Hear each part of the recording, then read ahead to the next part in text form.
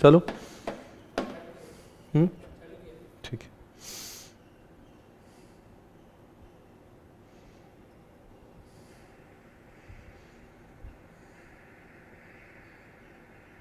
Okay. That's right, guys. Come on, welcome back. So today we are going to start with the next chapter, guys, जिसका नाम है accounts. Accounts. Today we would be starting with section number 128, and it will be in the syllabus for next few more section. उसके बाद में एक chapter आएगा जिसका नाम होगा audit. Audit will start from section number 139. यानी कि 128 से लेके अगर हम लोग बात करेंगे 138 तक, ये सब कुछ इसी चैप्टर से संबंधित है। ये रहा उसका डेटा आपके सामने अब स्क्रीन पर। This chapter will start from section number 128. It goes to section number 138. बहुत ही इंटरेस्टिंग टॉपिक है और आपके नाम से जुड़ा हुआ है। आप क्या बनने वाले हो? आप बनने वाले हो चार्टर्ड अकाउंटेंट, और इस चैप्टर का नाम है अकाउंट्स। मेरा सवाल है आप सभी से, एक सवाल मैं पूछना चाहता हूं कि आपको हमेशा अकाउंटिंग पढ़ाई जाती है और आपको यह सिखाया जाता है कि यू शुड लर्न अकाउंटिंग, ताकि बड़े बनकर और सीए होने के बाद में आप कंपनीज की अकाउंटिंग कर सको और अकाउंटिंग को चेक कर सको, आप ऑडिट कर सको। अब सवाल उठ रहा है सवाल ये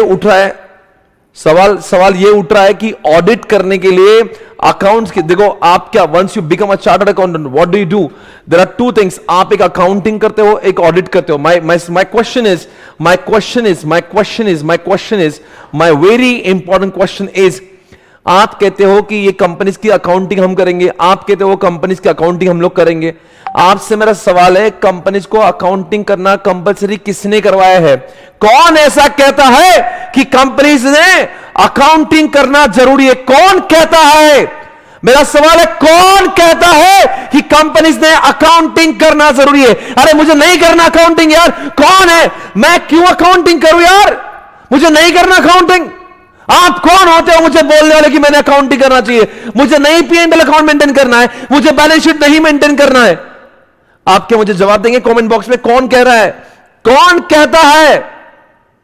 कौन कहता है? और सभी लोग जवाब दे रहे भाई और बहना। कंपनीज एक्ट का सेक्शन नंबर 128, कंपनीज एक्ट का 129 सेक्शन कहता है कि हर कोई कंपनी को अपने अकाउंटिंग करना जरूरी है, यानी कि उनका P&L अकाउंट होना जरूरी है, यानी कि उनके बैलेंस शीट होना जरूरी है। यह आपका वॉलंटरी जॉब नहीं है, यह आपको करना जरूरी है, मैंडेटरी है, झक मार के आपको करना ही है। आप नहीं करोगे ना, आपको पनिशमेंट लगा देंगे as per section number 128 and 29। Understand करो दोस्तों, यह सेक्शन है तो हमारे और आपके घर में रोजी रोटी है। यह सेक्शन नहीं होते दोस्तों तो चार्टर्ड अकाउंटेंट क्या खाते और क्या पीते भाई और बहनों? यह सेक्शन ही है। ये दो सेक्शन की वजह से हमारे घर पे खाना खाते हैं हम लोग, क्योंकि यह सेक्शन कहते हैं कि आपको अकाउंटिंग करना बेहद जरूरी है। क्योंकि अकाउंटिंग नहीं करेंगे तो भारत सरकार को कैसे समझेगा कि इस कंपनी ने पैसे कैसे कमाए, और कैसे समझेगा कि कितना कंपनी से टैक्स लेना होगा? दोस्तों ये कंपलसरी है। अगर अकाउंटिंग नहीं होगा तो शेयर होल्डर्स जिन्होंने पैसे लगाए कंपनी के अंदर कैसे समझ पाएंगे कि कंपनी ने कितना प्रॉफिट कमाया? जो बहुत सारे लोग इन्वेस्टर, एक कंपनी के लोग दूसरे कंपनी में इन्वेस्टमेंट करते हैं, कैसे समझ पाएंगे कि उस कंपनी का वैल्यूएशन कितना होना चाहिए जब उसका अकाउंटिंग मेंटेन ना हो? अगर अकाउंटिंग मेंटेन ना हो तो डिविडेंड देंगे कैसे? क्योंकि डिविडेंड तो प्रॉफिट के बाद में डिसाइड होता है। दोस्तों अकाउंटिंग करना जरूरी है, मजबूरी है दोस्तों, ये मैंडेटरी है, ये आपका वॉलंटरी काम है। आपकी इच्छा हो ना हो, आपको अकाउंटिंग करना जरूरी है सेक्शन नंबर 128 एंड 29। ओके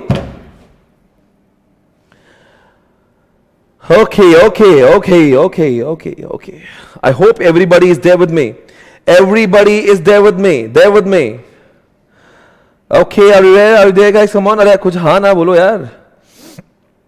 बहुत बहुत थैंक यू सो मच, आप जो मुझे एनिवर्सरी की बधाई दे रहे हो, thank you so much, thank you so much.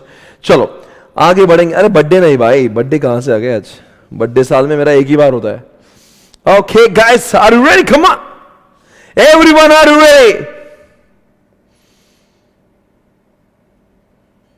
Okay, देवी और सज्जनों, मेरा आपसे दूसरा प्रश्न है, इस चैप्टर का नाम अकाउंट है। आपसे मेरा सवाल है, what is the connection between accounts and audit? इसके ठीक 10 सेक्शन के बाद में, यानी कि सेक्शन नंबर 139 में लिखा है कि ऑडिट करना जरूरी है। मेरा यह सवाल है, ऑडिट चैप्टर दुनिया में हो ही नहीं सकता अगर वहां पे अकाउंटिंग का चैप्टर ना हो। मेरा प्रश्न आपसे है, क्या आपको लगता है ऑडिट करना अकाउंट्स के ऊपर डिपेंडेंट है? क्या मैं सही कह रहा हूं कि ऑडिट नहीं होगा अगर दुनिया में अकाउंट से नहीं होगा, यानी नो अकाउंट्स नो ऑडिट? कौन जवाब देगा मुझे? आपका वॉइस नोट मुझे अपने आना चाहिए मेरे नंबर पे। देखते कौन सही जवाब देगा। सही जवाब देने पर हम आपको 300 का कैशबैक देंगे। I am expecting your answer on my mobile phone itself. आपको जवाब देना है। क्या आपको लगता है ऑडिट करना अकाउंट्स पर निर्भर है? ओहो, दो लोग। क्यों आपको हाँ या ना में जवाब नहीं देना, आपको जवाब देना क्यों? क्या कनेक्शन है, क्या वास्ता है दोनों के बीच में? क्या संबंध है दोनों के बीच में? क्या संबंध है दोनों के बीच में? देखना चाहता हूं मैं, कौन जवाब देगा? अकाउंटिंग में हम रिकॉर्ड करते हैं और ऑडिट में हम वेरीफाई करते हैं। अगर हमें मेन अकाउंटिंग में हम रिकॉर्ड करते हैं और ऑडिट में हम वेरीफाई करते हैं। अगर हमें मेन चीज ही नहीं पता तो हम वेरीफाई कैसे करेंगे? ओके, जवाब मुझे ठीक लगा। देखता और कौन जवाब देगा इसका। Okay, yes, audit depends on books of accounts, because अगर बुक्स ऑफ अकाउंट्स से नहीं होंगी तो ऑडिट किस चीज का होगा? तो बुक्स ऑफ अकाउंट्स होना जरूरी है ऑडिट के लिए। और आपने ये जवाब बिल्कुल सही दिया, Tanisha from Panipat. I am so proud of you baby. आपने क्या जवाब दिया? Awesome, super, mind blowing. ये कह रही है साहब, अगर बुक्स ऑफ अकाउंट से नहीं मेंटेन होंगे तो ऑडिट किस चीज का करोगे आप? काय का ऑडिट करोगे? अरे ऑडिट में आप चेकिंग करते हो, अरे काय की चेकिंग करोगे? If companies doesn't maintain the books of accounts, हम लोग ऑडिटर जाके वहां पे क्या उखाड़ लेंगे अगर सामने वाले ने books of accounts he maintain किया? ऑडिटर बोलेगा लाओ मैं आपका ऑडिट करना चाहता हूं, लाओ तुम्हारे बुक्स ऑफ अकाउंट्स। वो बोलेगा साहब मैंने बुक्स ऑफ अकाउंट्स नहीं मेंटेन किए, तो क्या वहां पे ऑडिट किस चीज का करेंगे रे? अन्ना, आपको ऑडिट करने के लिए अकाउंट्स का मेंटेन होना जरूरी है ना। Okay, very good very good. क्या समझदार लोग हैं यार इस बैच के अंदर। वाकई में आप जैसी बैच मैंने देखी नहीं। मेरा भी सुन लो, ऐसा एक व्यक्ति ने पुकार की है, देखते हैं क्या बोलता है। Both accounting and auditing are connected, as in accounting we prepare the books and in auditing we see that the books are prepared correctly. Okay बेटा, बिल्कुल सही जवाब दे रहे हैं आप। आपका नाम क्या है? I don't know what's your name, but जो भी आपने जवाब दिया सुपर, क्या बात है, बिल्कुल सही है। आई am so proud of you guys. बहुत ही अच्छा लगा मुझे। अमन नाम है इस बच्चे का, अमन। ओके, क्या बात है दोस्तों। अब आगे बढ़ने का समय आ गया, यानी कि आने वाले जो सेक्शन से आपको समझ रहा है कि इनका अस्तित्व किस चीज के लिए बनाया हुआ है। अगर कोई भी चैप्टर आप पढ़ते हो तो आपको पता चला आखिर क्यों उसको बनाया गया है। आपने हमेशा व्हाट से लेकर ज्यादा इंटरेस्ट दिखाना चाहिए वाई में। Why is very important. If you know the why, what becomes very easy. अगर आप पढ़ते जाओगे ये वो है ये वो है, you will never understand, you will not remember it. But आपको कोई चीज समझ जाए कि आखिर उसको लाया क्यों है। क्यों is very important, why is very important. If you know why, you can easily understand what. Okay guys, are you there? आपको समझ आ रहा है मैं क्या बोल रहा हूं? ओके ओके ओके ओके, चलो आगे बढ़ेंगे। Thank you Tina Jain, thank you Neelam Bora, thank you so much. आगे बढ़ते हैं। आइए देखते हैं दोस्तों, books of accounts section number 128 और 129 इस चैप्टर के अंदर सबसे ज्यादा बड़े सेक्शन हैं। इसके बाद में और एक सेक्शन बड़ा जिसका नाम है 135, यानी कि इस पूरे 10 सेक्शन की अगर मैं बात करता हूं, इनमें सबसे ज्यादा वॉल्यूम, जिनका वॉल्यूम यानी कि साइज बड़ा है, उसका नाम है सेक्शन नंबर 128, 129 और 135। ये तीनों सेक्शन बहुत ही ज्यादा बड़े हैं। बाकी सारे सेक्शन को हम लोग यूं यूं यूं यूं खत्म करते हैं, बट तीनों ने जान ले ली है। सर कितने दिन लगेंगे इस चैप्टर में? 3 दिनों के अंदर हम लोग इस चैप्टर को खत्म करने की पूरी कोशिश करेंगे। 3 से 4 दिन के अंदर ये पूरा चैप्टर खत्म होगा। आज अगर हमने 128 और 129 खत्म कर लिया, इसका मतलब हमने बहुत काम कर लिया है। ओके दोस्तों, आइए दोस्तों सबसे पहले देखते हैं books of accounts etcetera to be kept by, to be kept यानी कि उन्होंने मेंटेन करना चाहिए। My question is guys, what do you mean by books of accounts and what is the means? अभी मैं आपको एक तीन सवाल पूछना चाहूंगा। अंडरलाइन करो, अंडरलाइन करो। मैं आपको कुछ शब्द पढ़ाने जा रहा हूं। जनरल रिक्वायरमेंट पढ़ते हैं, 9.1 पेज पर लिखा हुआ है। आगे देखते हैं क्या लिखा है यहां पे। Every company shall prepare books of cards and other relevant books ओहो and records and financial statement for every financial year. यानी कि एवरी कंपनी शल यानी कि मैंने करना ही पड़ेगा, शल करना ही, शल ये शल लिखा है, ये मैं नहीं लिखा, करना ही पड़ेगा। क्या?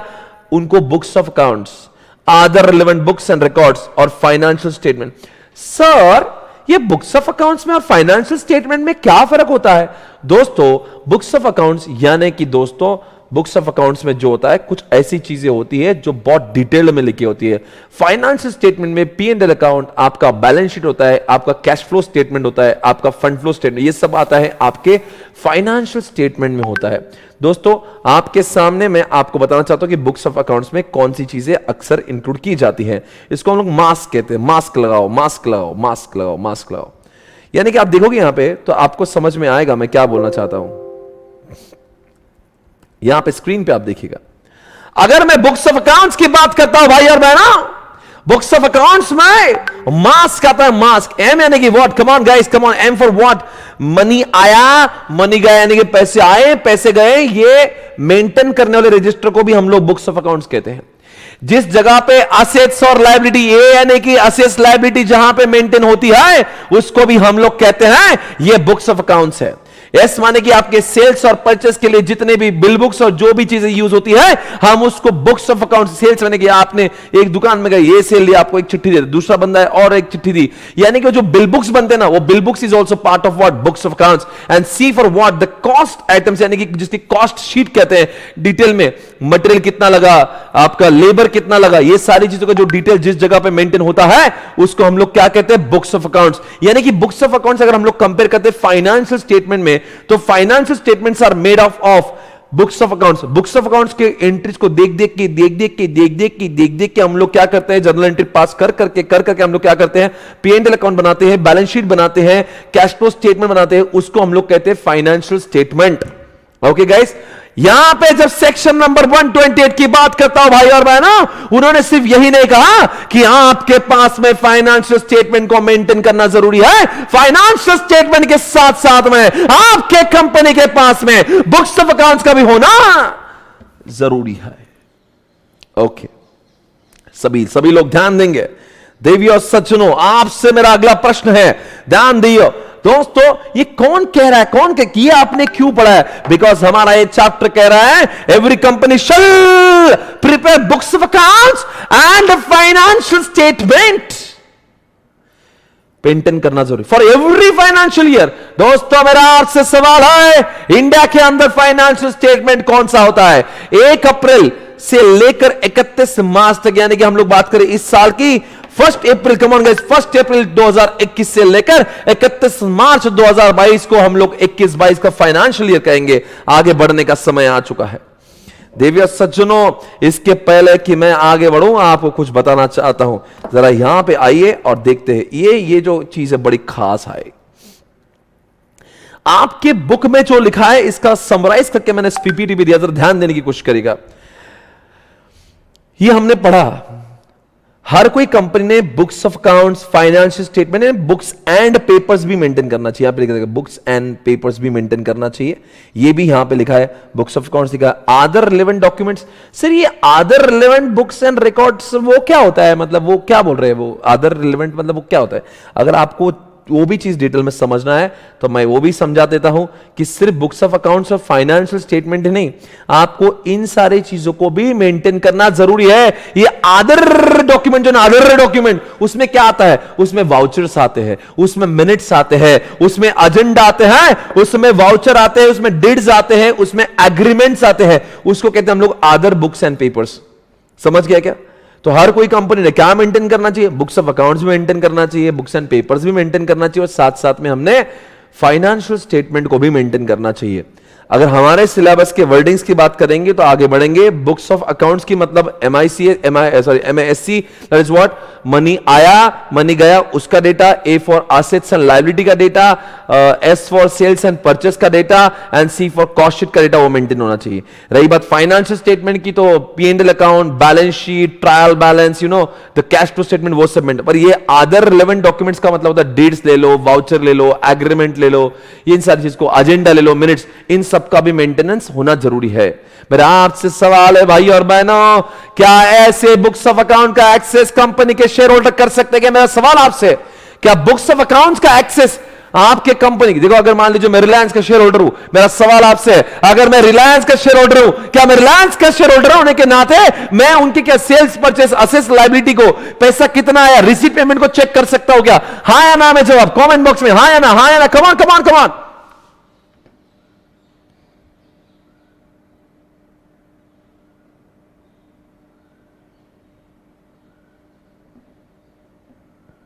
और आप सभी का जवाब भाई और बहना गलत है। शेयर होल्डर कभी भी किसी कंपनी के बुक्स ऑफ अकाउंट्स को नहीं देख सकता है। सुनो ऐसे को ऐसे, अरे साला तुम एक बात समझने की कोशिश करो, यानी कि केवल 10 रुपए देके या केवल 100 रुपए देके किसी कंपनी के शेयर लेने से आप कंपनी के शेयर होल्डर बन जाएंगे और कंपनी के अंदर की सारी जानकारी ऐसे सर्च कर पाओगे? मजाक लगा के रखा है क्या? यानी कि हमारा कॉम्पिटिटर भी हमारे कंपनी के शेयर्स खरीद के हमारे ही कंपनी का डेटा देखेगा, क्या मैं अलाउ करूंगा? कैसे आपने कह दिया? क्या सोच के कह दिया? दिमाग नहीं लगाया आपने? अरे आपको समझ नहीं आया? ऐसा अलाउ नहीं साहब, this is not allowed, this is prohibited. Only director have an access of books of accounts. Director books of accounts को देख सकते हैं और कोई नहीं।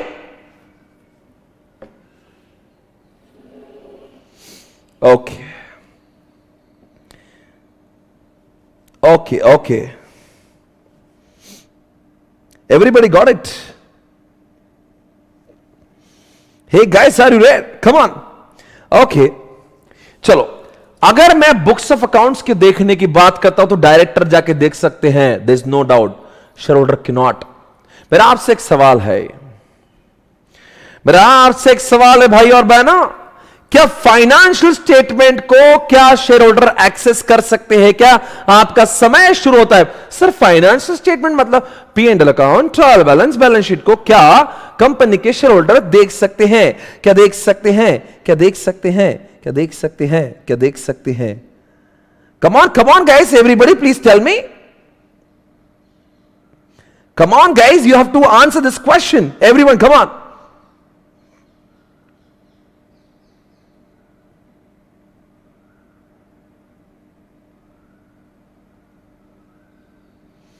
Hey guys, are you ready? Come on.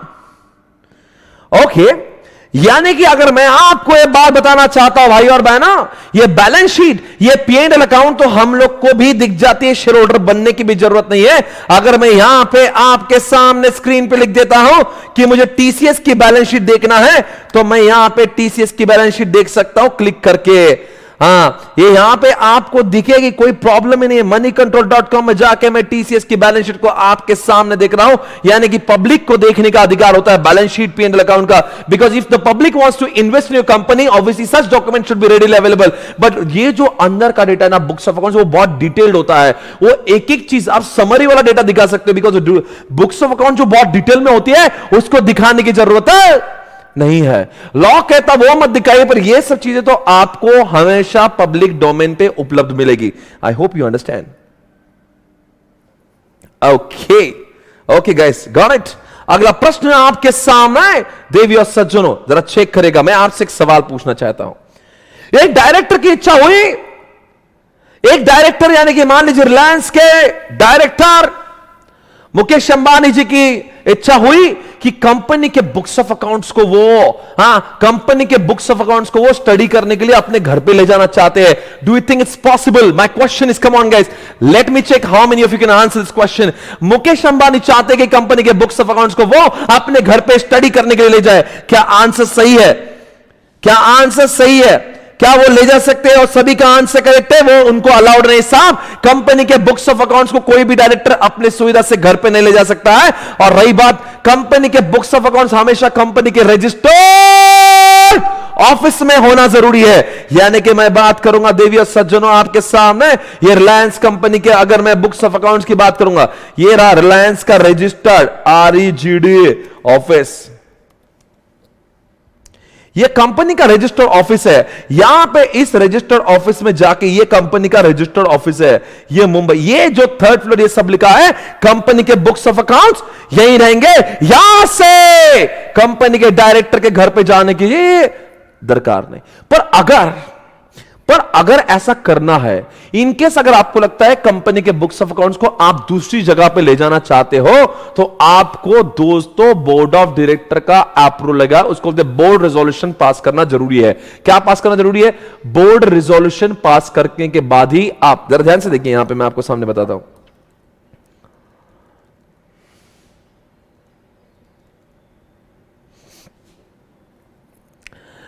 Company के बुक्स ऑफ अकाउंट्स कहां होना चाहिए? रजिस्टर्ड ऑफिस पे होना चाहिए। क्या दूसरी जगह पे ले जा सकते हैं?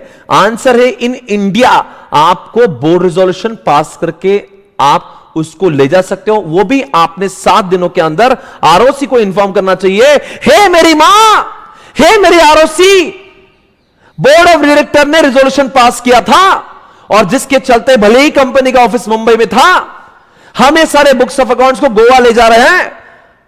ये आपने पहले BR पास करना चाहिए, तभी जाके रिलायंस के बॉम्बे के जो डॉक्यूमेंट से गोवा में जा सकते, वो भी 7 दिनों के अंदर आपने ROC को इन्फॉर्म करना चाहिए कि hey ROC, we have shifted our books of accounts from this location to.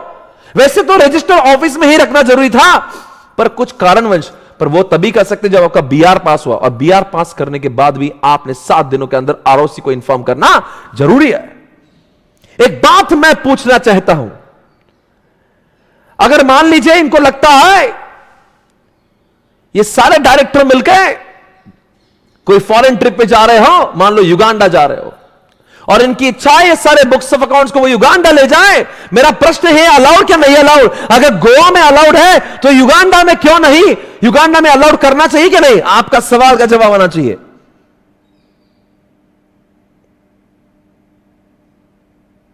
Uganda यानी कि इंडिया के बाहर है, इसलिए युगांडा में जाना, इस बुक्स ऑफ अकाउंट्स को ले जाना अलाउड है नहीं है, इसलिए लिखा है outside India this is not allowed. चलो एक बात, सारी चीजों को वापस, सर आप जो पढ़ा रहे हो कहां लिखा है? ये सेक्शन नंबर 128 के प्रोविजन है, मैं आपको सभी स्लाइड के द्वारा पढ़ा रहा हूं, प्लीज कॉन्सेंट्रेट। जितना बुक में लिखा है वही मैंने स्लाइड पे लिखा है। एक बार स्लाइड हो जाने दो, बारी बारी आपको सारी चीजें बुक से मैं टैली करवा के दूंगा। अभी कॉन्सेंट्रेट करेगा। बताओ बुक्स ऑफ अकाउंट्स कहां मेंटेन होना चाहिए? रजिस्टर्ड ऑफिस में। रजिस्टर्ड ऑफिस से इंडिया में किसी और जगह पर ले जा सकते हैं, अलाउड है। क्या पास करना पड़ेगा? BR। किसको इन्फॉर्म करना पड़ेगा? 7 दिन के अंदर ROC में। आप दोस्तों इंडिया के बाहर ले जाना अलाउड है क्या? अलाउड नहीं है, अलाउड नहीं है। ओके सर, ये जो क्वेश्चन जो आप बताते हो, क्या इसको एग्जामिनेशन में पूछ? बेटा ऐसे क्वेश्चन है जिस तरह से डिविडेंड चैप्टर में हमने ICA के क्वेश्चन सॉल्व करते हैं, दावा है मेरा आप सभी लोग अकाउंट्स के भी सेक्शंस को उसी तरह से सॉल्व करेंगे। आपका प्रश्न आपसे एक रहा दोस्तों, एक प्रश्न है मेरा, एक बार आप जानते हैं आलिया भट्ट कितनी टैलेंटेड, कितनी इंटेलिजेंट है? आलिया भट्ट कितनी टैलेंटेड और कितनी इंटेलिजेंट है, आप सभी उसके बारे में अच्छे से जानते हो। जरा इसको पढ़िए क्या लिखा है।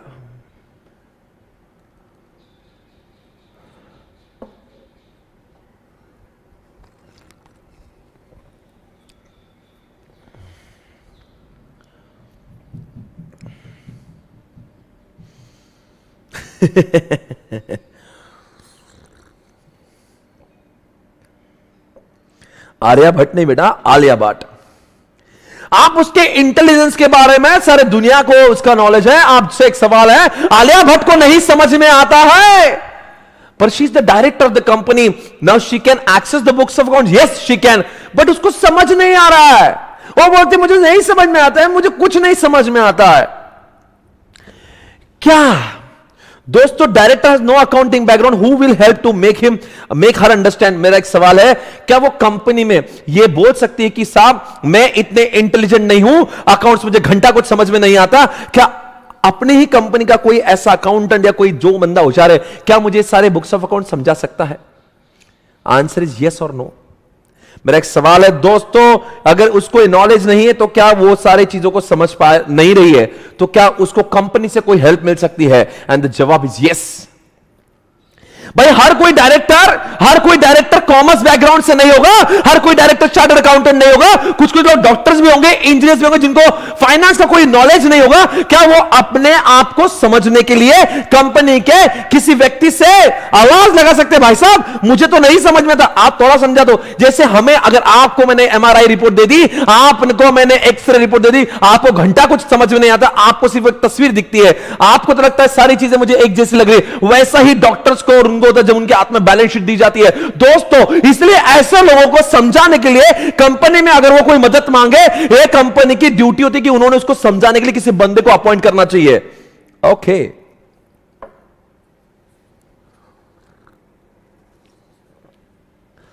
आपसे अगला प्रश्न है भाई और बहनों, आपसे अगला प्रश्न है। शाहरुख खान रेड चिलीज के एंटरटेनमेंट के डायरेक्टर है और मैं स्वप्निल पाटनी हूं, और मुझे, अब वो जानते थे उनको खुद को कुछ नॉलेज नहीं है, कंपनी के फाइनेंस और अकाउंट्स उनको समझ में नहीं आती, उनको लगा कि मैं बहुत टैलेंटेड इंसान हूं। उन्होंने कंपनी को कहा, क्या मेरे बदले में मैं स्वप्निल पाटनी को रेड चिली के बुक्स ऑफ अकाउंट्स देखने भेज सकता हूं क्या? अब मेरा क्वेश्चन है आपसे, क्या आप जवाब देंगे? क्या शाहरुख खान के बिहाफ में मैं रेड चिलीज के बुक्स ऑफ अकाउंट देख सकता हूं? क्या आपका समय शुरू होता है अब? Yes or no? Yes or no? Come on guys, am I allowed or not allowed? Am I allowed? क्या मुझे अलाउड किया जाएगा?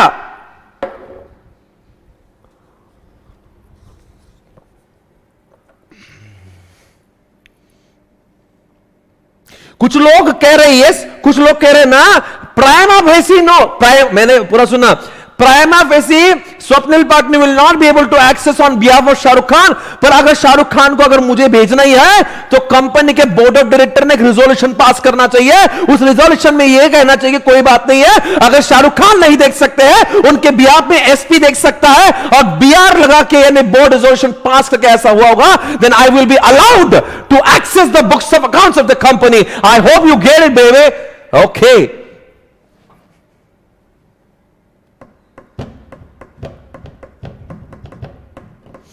कंक्लूजन है, मुझे अलाउड नहीं किया जाएगा डायरेक्टली, मुझे अलाउड तभी किया जाएगा जब कंपनी में बीआर यानी कि बोर्ड रिजोल्यूशन पास हुआ होगा। एक बार तो ऐसा हुआ, एक व्यक्ति दोस्तों कोरोना की हालात से आईसीयू में एडमिट है। Now he wants to access the books of account, पर वो हॉस्पिटल से बाहर भी नहीं आ सकता है। वो कह रहा मैं नहीं एक्सेस करता, मैं मेरे बेटे को भेजता हूं जो बहुत ही होशियार है। अलाउड करेंगे नहीं करेंगे? जवाब देंगे आप?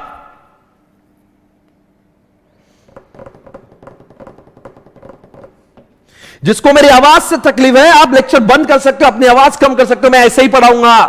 कोई प्रॉब्लम है आपको? बंद कर दो मेरी लेक्चर, नो प्रॉब्लम।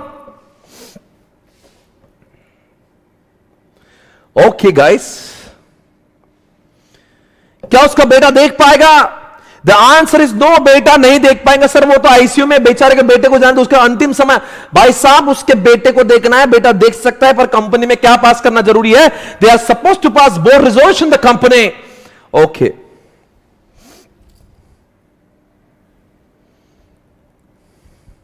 आपसे मेरा एक प्रश्न है भाई और बहनों, आपसे मेरा एक प्रश्न है, देखते कौन जवाब देगा। यह है विजय माल्या। विजय माल्या को कौन नहीं जानता? Vijay Mallya is the director of what? Kingfisher. आप सभी किंगफिशर को जानते हो, पर आप सभी जानते हो किंगफिशर की एक सब्सिडियरी है जिसका नाम है किंगफिशर एयरलाइंस। यानी किंगफिशर दारू जो है, या जो हम लोग यूबी ग्रुप बोलते हैं, वो जो है होल्डिंग कंपनी है, और जो किंगफिशर एयरलाइंस से सब्सिडियरी है। अब क्या हुआ ना, ये जो किंगफिशर के, देखो ये किंगफिशर जो दारू है, ये किंगफिशर जो बियर है, उसका डायरेक्टर विजय माल्या। क्या विजय माल्या को किंगफिशर एयरलाइंस के बुक्स ऑफ अकाउंट्स को देखने दिया जाएगा? अब Kingfisher is not the director of Kingfisher airlines, सुनो, विजय माल्या ये डायरेक्टर सिर्फ किंगफिशर बियर का है, वो किंगफिशर एयरलाइंस का डायरेक्टर नहीं है। फिर भी क्या उसको किंगफिशर एयरलाइंस के बुक्स ऑफ अकाउंट्स को दिखाया जाएगा, हां या ना? हा या ना? हा या ना? हा या ना? हा या ना?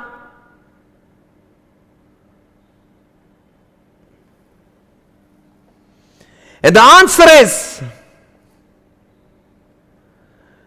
answer is guys, are you there? And the answer is, ये विजय माल्या तभी किंगफिशर एयरलाइंस को देख पाएगा या किंगफिशर एयरलाइंस के बुक्स ऑफ अकाउंट्स को देख पाएगा जब बोर्ड ऑफ डायरेक्टर ने कहा होगा कि हां भाई जाओ जाओ तुम जाके देख सकते हो। यानी कि बोर्ड रिजोल्यूशन किसका पास होना चाहिए? किंगफिशर दारू, किंगफिशर बियर के जो बोर्ड ऑफ डायरेक्टर्स है उन्होंने बीआर पास करके ये कहना चाहिए कि कोई बात नहीं, हम तो नहीं आना चाहते, पर हमारे बिहार में विजय माल्या आके किंगफिशर एयरलाइंस के बुक्स ऑफ अकाउंट को देखना चाहता है, he should be allowed to access.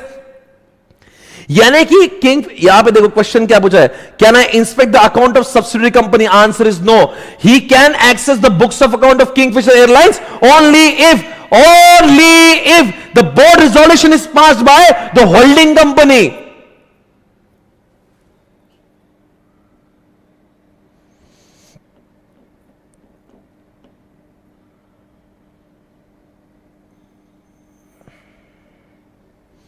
Okay guys, are you ready guys? Come on everyone.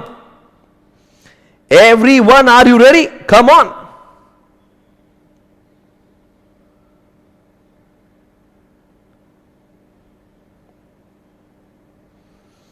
Okay, nice. Come on guys. चलो आओ, एक सवाल मैं आपसे पूछना चाहता हूं।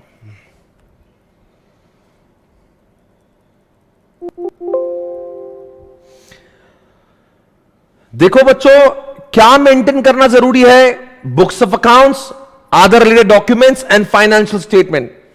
मैं एक सवाल आपसे पूछना चाहता हूं, क्या मेंटेन करना चाहिए? ये सब मेंटेन करना चाहिए। कैसे मेंटेन करना चाहिए? कैसे? क्या ये सब तीन मेंटेन करना है। कैसे मेंटेन करना है? ट्रू एंड फेयर, जो सच है वो लिखिए, गलत मत लिखिए। आप सत्यम मत बनेगा, सत्यम में हो कुछ और रहा था, अकाउंट्स में लिखा कुछ और था। वहां पे डबल एंट्री होना चाहिए, सिंगल एंट्री से नहीं होना चाहिए। डबल एंट्री सिस्टम होना चाहिए, सिंगल एंट्री अलाउड नहीं है। ट्रू एंड फेयर होना चाहिए। साथ साथ में हर कोई ट्रांजैक्शन का नरेशन होना जरूरी है। आप सभी जानते हो नरेशन लिखना जरूरी है। बीइंग आपने ऐसा कभी जर्नल एंट्री के नीचे लिखा होगा। और साथ साथ में वो एक्रूअल बेसिस पे होना चाहिए, वो कैश बेसिस पर नहीं होना चाहिए। एक्रूअल यानी irrespective of cash received and paid, जब ट्रांजैक्शन होगा तब रिकॉर्ड होना चाहिए। उसके बारे अगर मैंने आपको माल बेचा है, उसके पैसे आप 10 साल बाद देंगे, तभी भी अभी मैं ट्रांजैक्शन रिकॉर्ड करूंगा, उसको बोलते हैं एक्रूअल। एक्रूअल मतलब अभी ट्रांजैक्शन हुआ, अभी रिकॉर्ड कर लो, भले ही पैसे बाद में मिलेंगे। मान लीजिए मैंने आपसे गुड्स परचेस अभी कर लिया, ट्रांजैक्शन हुआ, अभी वो बुक्स में रिकॉर्ड करना चाहिए, भले ही मैं उसके पैसे बाद में कभी दूंगा। इसलिए बोलते हैं कैश बेसिस पर मत लिखो, एक्रूअल बेसिस पर ही अकाउंटिंग होना जरूरी है। Okay, everybody got it? क्या मेंटेन होना चाहिए? Books of accounts, books and papers and what financial statement. कैसे मेंटेन होना चाहिए? True and fair, double entry, narration होना चाहिए, साथ साथ में एक्रूअल बेसिस पर होना चाहिए। सर आप ये जो पढ़ा रहे हो बुक में लिखा है, बेटा एक एक वर्ड में बुक से टैली कराऊंगा, अभी इधर ध्यान दीजिए आप, ठीक है ना? ओके,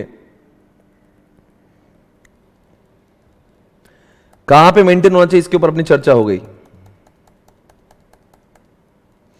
अब एक प्रश्न आपके सामने जो बहुत ही कड़क है, बहुत ही अच्छा क्वेश्चन है दोस्तों। मेरा प्रश्न है आपसे, आजकल इलेक्ट्रॉनिक का जमाना चल रहा है, इंडिया हो चुका है डिजिटल। दोस्तों डिजिटल इंडिया की बातों को मद्देनजर रखते हुए क्या अब कंपनी अपने बुक्स ऑफ अकाउंट्स को सॉफ्ट कॉपी यानी कि कंप्यूटर के हार्ड डिस्क में रख सकती है, या उनको फिजिकल फॉर्म में प्रिंटआउट्स निकालना जरूरी है, या सॉफ्ट कॉपी में भी रख सकते हैं? मेरा प्रश्न आपसे है।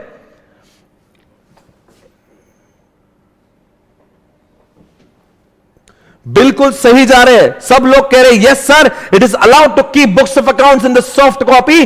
सॉफ्ट कॉपी में रखना किस में बुरा है? There is no problem if you keep the soft copy. If you keep the accounts in the soft copy, उसका फिजिकल प्रिंट आउट पेपर खर्चा करने की जरूरत है नहीं है। आप सभी जानते हो भारत का लॉ, दुनिया के जैसे जैसे टेक्नोलॉजी बदल रही है वैसे बदल। पहले बोलते थे बुक्स ऑफ अकाउंट्स आपके हार्ड कॉपी में होना चाहिए। जब से टैली, ईआरपी जैसे सॉफ्टवेयर का इस्तेमाल अकाउंटिंग में हो रहा है, तब से उन्होंने कह दिया कोई बात नहीं, in case you want to keep your data in what soft copy in the electronic form, that will be allowed. Okay, मैं आपसे एक सवाल पूछना चाहता हूं दोस्तों, पर इसका यह मतलब नहीं है कि अगर आपने सॉफ्ट कॉपी में लिखा यानी कि आप अकाउंटिंग के तौर तरीके भूल जाओगे। यानी कि जो फॉर्मेट फिजिकल फॉर्म में रखा गया था, यानी कि लेफ्ट साइड में क्या होता है लायबिलिटी और राइट साइड में क्या होता है असेट, वही फॉर्मेट आपका बैलेंस शीट का इलेक्ट्रॉनिक फॉर्म में होना चाहिए। यानी कि format shall remain whether you keep in the printed form or you keep in the soft copy, format shall remain same. इसको ये कहते हैं फॉर्मेट उसका सेम होना चाहिए। दूसरी बात, in case you are going to keep books of account in the soft copy, make sure it is accessible to all the authorities and authorized people. ऐसा नहीं होना चाहिए कल्चर के इनकम टैक्स डिपार्टमेंट आपके घर पे जो आप बोलेंगे the data is maintain in the soft copy, sorry I will not be able to give you access, ऐसा नहीं होना चाहिए। सॉफ्ट कॉपी आपके लिए बनाए कन्वीनियंस पर जो अधिकार इनकम टैक्स डिपार्टमेंट के और अदर डिपार्टमेंट के और जीएसटी के होंगे, अगर वो कल भी आपके फिजिकल प्रिंटेड कॉपी देख पाते थे तो उनको सॉफ्ट कॉपी देखने का भी अधिकार होना चाहिए, इसलिए आप लिखते हैं एक्सेसिबल होना चाहिए। साथ साथ में दोस्तों आपके ब्रांचेस से आया डेटा भी आपके सॉफ्ट कॉपी में मेंटेन होना चाहिए। मेक श्योर द ब्रांचेस से जो भी डेटा आपको मिलेगा it is not altered. Whatever data you are getting in the soft copy from the branches, it should be recorded as it is. It should not be altered and changed. Legible form मतलब आंखों से दिखाई उसका आंखों से दिखाई देना चाहिए, साथ साथ में वो easy to read होना चाहिए। ऐसे फॉन्ट में ऑब्वियसली कंप्यूटर में होगा तो easy to read ही होगा उसकी फॉन्ट अच्छी, क्योंकि इंसान जब हाथों से लिखता है तो फॉन्ट कुछ भी हैंडराइटिंग समझ में नहीं आ सकती, पर जहां तक कि कंप्यूटर का सवाल है लिखने की जरूरत नहीं, पर लिखा है लेजिबल फॉर्म में होना चाहिए। Proper system for the storage, क्या लिखा समझता है क्या? सिर्फ कंप्यूटर के अंदर रखा है, इसका मतलब नहीं किसी दिन बिजली आई चली गई दोस्तों, कहीं ऐसा तो नहीं किसी ने हार्ड डिस्क आपकी उड़ गई, आप बोलेंगे साहब मैंने तो बुक्स ऑफ अकाउंट्स मेंटेन किए थे, अब मेरी क्या गलती, मेरी हार्ड डिस्क से करप्ट हो गई। दोस्तों ऐसा नहीं चलेगा। यू आर सपोज अगर आप सॉफ्ट कॉपी में make sure you take the backup, you take the proper storage, वो ऐसे सिस्टम में जाना चाहिए, you should be easy to retrieve, यानी कि वहां से चीजें आसानी से निकलना भी चाहिए। भाई और बहनों मैं आपसे एक बात कह रहा हूं, कंप्यूटर में रखने को अलाउड करेंगे पर इट डज नॉट मीन कि आप उसका बैकअप नहीं ले रहे हो, इट डज नॉट मीन कि वहां पे चीजें सर्च नहीं हो रही है।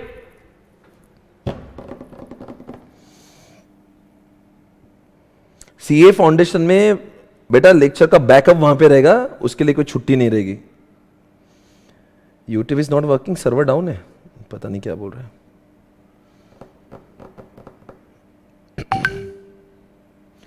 It's working, okay fine guys, come on everybody, are you there? क्या आप सभी लोग मेरी बातों को सुन पा रहे, समझ पा रहे? ओके आगे बढ़ेंगे। एक बात मैं आपसे कहना चाह रहा हूं, ये सारी बातें हो गई, पर मेरा एक आपसे सभी से सवाल है, क्या हम लोग बुक्स ऑफ अकाउंट्स को यहां पे लिखा है company intimate register on annual basis, वहां पे एक सवाल मैं पूछना चाहता हूं, क्या दोस्तों ये अपने डेटा को क्लाउड पर रख सकते हैं क्या? My question is can they keep the data on cloud? What is cloud? Cloud is the location, cloud is the server which is accessible from anywhere in the world. आप सभी ने आजकल गूगल को देखा, यूट्यूब को देखा, Facebook को देखा, इन सब का डेटा दुनिया में कहीं से भी एक्सेसिबल हो जाता है। क्या कंपनी चाहती है तो क्या अपने बुक्स ऑफ अकाउंट्स को वो क्लाउड पर रख सकती है ताकि इसका एक्सेस दुनिया में किसी भी कोपचे से हो सके? Are you there guys? Yes, the answer is yes, they are allowed to keep data on what cloud, but whenever the company is keeping data on cloud it is the responsibility to inform to ROC कि उन्होंने कौन सी cloud पर रखा है, वो cloud के physical locations क्या है, उसका आईपी एड्रेस क्या है, वो सारी चीजें, सर्विस प्रोवाइडर कौन है, उसका आईपी एड्रेस क्या है, उसका लोकेशन क्या है, सारी चीजें उन्होंने इन्फॉर्म करना चाहिए। या लिखा company intimate register on the annual basis at the time of filing, किसके बारे में, कौन सा सर्विस प्रोवाइडर है, आईपी एड्रेस क्या है, लोकेशन क्या है, कहां सर्वर है, अगर क्लाउड है तो क्या एड्रेस है, ये सारी चीजों अंडरस्टैंड करेगा। एग्जामिनेशन में एक बार सवाल पूछा था कि कंपनी अपना डेटा गूगल ड्राइव पे रख सकता है क्या, कंपनी अपना डेटा ड्रॉप बॉक्स पे? देखो बच्चों ड्रॉप बॉक्स ये सारी जो चीजें है, मैं आपको थोड़ा सा ईआईएस वाला कॉन्सेप्ट पढ़ाता हूं। देखो बच्चों मेरे ऑफिस में एक सर्वर है, मेरे ऑफिस में एक बड़ा कंप्यूटर है, वहां पे अगर मैं बुक्स ऑफ अकाउंट रखता हूं ना, उसका डेटा सिर्फ मेरे ऑफिस में जाने के बाद ही एक्सेस होगा, दूर दूर से एक्सेस नहीं होगा। तो ऐसे सर्वर का नाम हम लोग कहेंगे वो क्लाउड नहीं है। क्या नहीं है? क्लाउड नहीं है। पर अगर मैंने गूगल ड्राइव में डेटा अपलोड कर दिया और उसका गूगल ड्राइव में the data is upload in the cloud, तो गूगल ड्राइव का डेटा क्या होता है, दुनिया में कहीं से भी एक्सेसिबल हो जाता है। अगर मैंने मेरे ऑफिस में गूगल ड्राइव पे डेटा रख दिया तो अगर मान लो मेरे को डेटा चाहिए तो मैं घर पे जाके भी गूगल ड्राइव को एक्सेस कर सकता हूं, मैं दूसरे शहर से भी कर सकता हूं, दूसरे कंट्री से भी गूगल ड्राइव का डेटा एक्सेस कर सकता हूं। यानी कि दोस्तों, भाई और बहनों, आपसे मेरा बताना है इतना ही है कि अगर जो डेटा गूगल ड्राइव में या ड्रॉप बॉक्स में रखा है या किसी भी क्लाउड पर रखा है तो ये एक्ट कहता है you are allowed to keep, but you are suppose to inform to ROC कि आपने कौन से क्लाउड पे रखा है, वहां का आईपी एड्रेस क्या है, वहां का सर्वर का लोकेशन क्या है, उन सब के बारे में इंफॉर्मेशन देना जरूरी है। Okay, everybody, are you ready, guys? Come on. Hey, guys, are you ready? Come on. Okay, अगला प्रश्न आप सभी से है, देवी और सज्जनों, देखते हैं आप लोगों को क्या जवाब देना है इसके बारे में।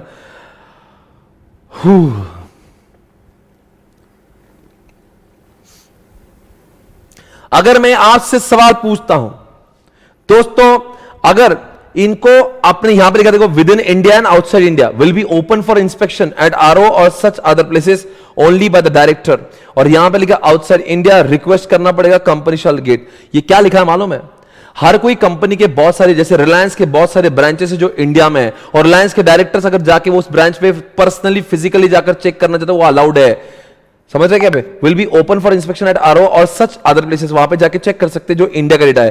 पर जो ब्रांचेस अभी बहुत, रिलायंस जैसी कंपनी जिनका जो बहुत सारी ब्रांचेस है इंडिया के बाहर है, तो इंडिया के बाहर तो डायरेक्टर को भेजना अलाउड नहीं है, तो अब डायरेक्टर जाएंगे तो उधर ही मस्ती मार के आएंगे। तो दोस्तों इसलिए कहा कि अगर आप वहां पे मत जाओ, उधर तो जाना मुमकिन नहीं, उनको बोल दो जिस दिन आप बोलेंगे आपके रिक्वेस्ट के बाद में 15 डेज के अंदर वो फॉरेन ब्रांच आपको डेटा भिजवा देगी, आप उसको एक्सेस कर सकते। देखो बच्चों, कभी कभी क्या होता है ना, बहुत सारे ब्रांचेस का डेटा वहां पे जब आता है, जब सीएफएस बनाते हैं तो बहुत सारी ब्रांचेस का डेटा कंपनी के रजिस्टर ऑफिस पे आता है, तो रजिस्टर्ड ऑफिस में भी चाहते तो डायरेक्टर देख सकते हैं, वो ब्रांच पे जाकर भी देख सकते हैं। ब्रांच इंडिया में है और इंडिया के बाहर है ना दोस्तों, वहां पे जाना है तो अलाउड नहीं है, आपको बोलना पड़ेगा, वो 15 डेज में वो डेटा आपको भिजवा देंगे। Okay, I hope you understand this. Okay everybody, got it? पर एक बात है दोस्तों, एक बार एक डायरेक्टर रात के 12 बजे चलेगा और बोले लाओ मुझे आपके बुक्स ऑफ अकाउंट्स देखना है, रात को 12 बजे। Do you think it's allowed or not allowed? आपका जवाब मुझे आना चाहिए। रात को 12 बजे सिक्योरिटी गार्ड ने उस डायरेक्टर को बहुत धोया, बहुत मारा, बहुत धोया, बहुत मारा। अब बताओ बच्चों, क्या रात में डेटा देखने के लिए जा सकते हैं क्या नहीं जा सकते? Answer is not, it should be during what office hours, it should be. Sir एक बात बताओ, अगर किसी कंपनी का धंधा ही रात में चलता होगा तो there are lot of companies like the BPO, KPO और मे बी 5-स्टार होटल्स जिनका रात में भी धंधा चलता है। ऐसी जगह पर अगर आप रात में भी जाकर देखना चाहते हैं तो बुक्स ऑफ अकाउंट आप देख सकते हैं। इसलिए एग्जामिनेशन में रात और दिन ऐसा ना लिखे, बोलना books of accounts are accessible to the branch only during office hours. It could be night, it could be day.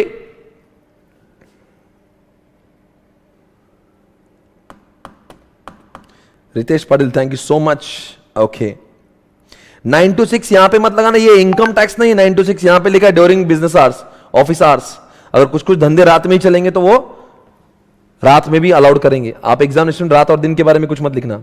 देखो ये चीज हमने ऑलरेडी पढ़ी थी, inspection in the respect of any subsidiary only by person authorise in this behalf by resolution of. समझा कि अगर मान लीजिए विजय माल्या को अगर अपने ब्रांच का डेटा, सब्सिडरी का डेटा देखना है, तो किंगफिशर एयरलाइंस का डेटा देखने से पहले विजय माल्या को बोर्ड ऑफ डायरेक्टर का अप्रूवल पास करना पड़ेगा। मतलब क्या, होल्डिंग के बोर्ड ऑफ डायरेक्टर ने अगर हाँ कह दिया कि हमारे बिहाफ में विजय माल्या देख सकता है, तो विजय माल्या सब्सिडरी का बुक्स ऑफ अकाउंट चेक कर सकता है। ओके, और जितने भी वहां के लोग हैं उन्होंने इनको बुक्स ऑफ अकाउंट्स देखने के लिए हेल्प करना चाहिए, ऐसा यहां पे लिखा हुआ है। चलो एक बात मैं आपसे पूछता हूं देवी और सज्जनों, मैं आपसे एक बात पूछना चाहता हूं, अगर मान लीजिए बुक्स ऑफ अकाउंट्स मेंटेन करना है तो क्या जन्मों जन्मों तक मेंटेन करेंगे, अनंत अनंत सालों तक मेंटेन करेंगे, या उसका भी कुछ टाइम फ्रेम होना चाहिए? आपसे मेरा सवाल है, फाइनेंशियल स्टेटमेंट कितने सालों तक मेंटेन करना जरूरी है? My question is, tell me guys, for how many years we are supposed to maintain the financial statement, balance sheet, P&L account? देखते कौन जवाब देगा। और मेरा दूसरा प्रश्न है, बुक्स ऑफ अकाउंट्स को कितने सालों तक मेंटेन करना जरूरी है? दो प्रश्नों का जवाब मेरे ही मोबाइल पे व्हाट्सएप पे आना चाहिए, देखते कौन जवाब देगा। कौन आज का होगा विजेता? सबसे पहला जवाब, बुक्स ऑफ अकाउंट्स को कितने साल तक मेंटेन करना चाहिए और फाइनेंशियल स्टेटमेंट को कितने सालों तक मेंटेन करना चाहिए?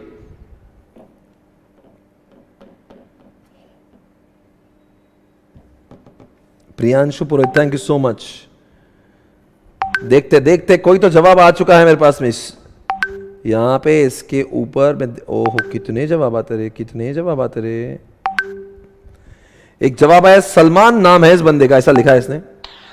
सर बुक्स ऑफ अकाउंट को हम 8 साल तक रखना जरूरी है और वो ऑडिट हो जाए उसके बाद।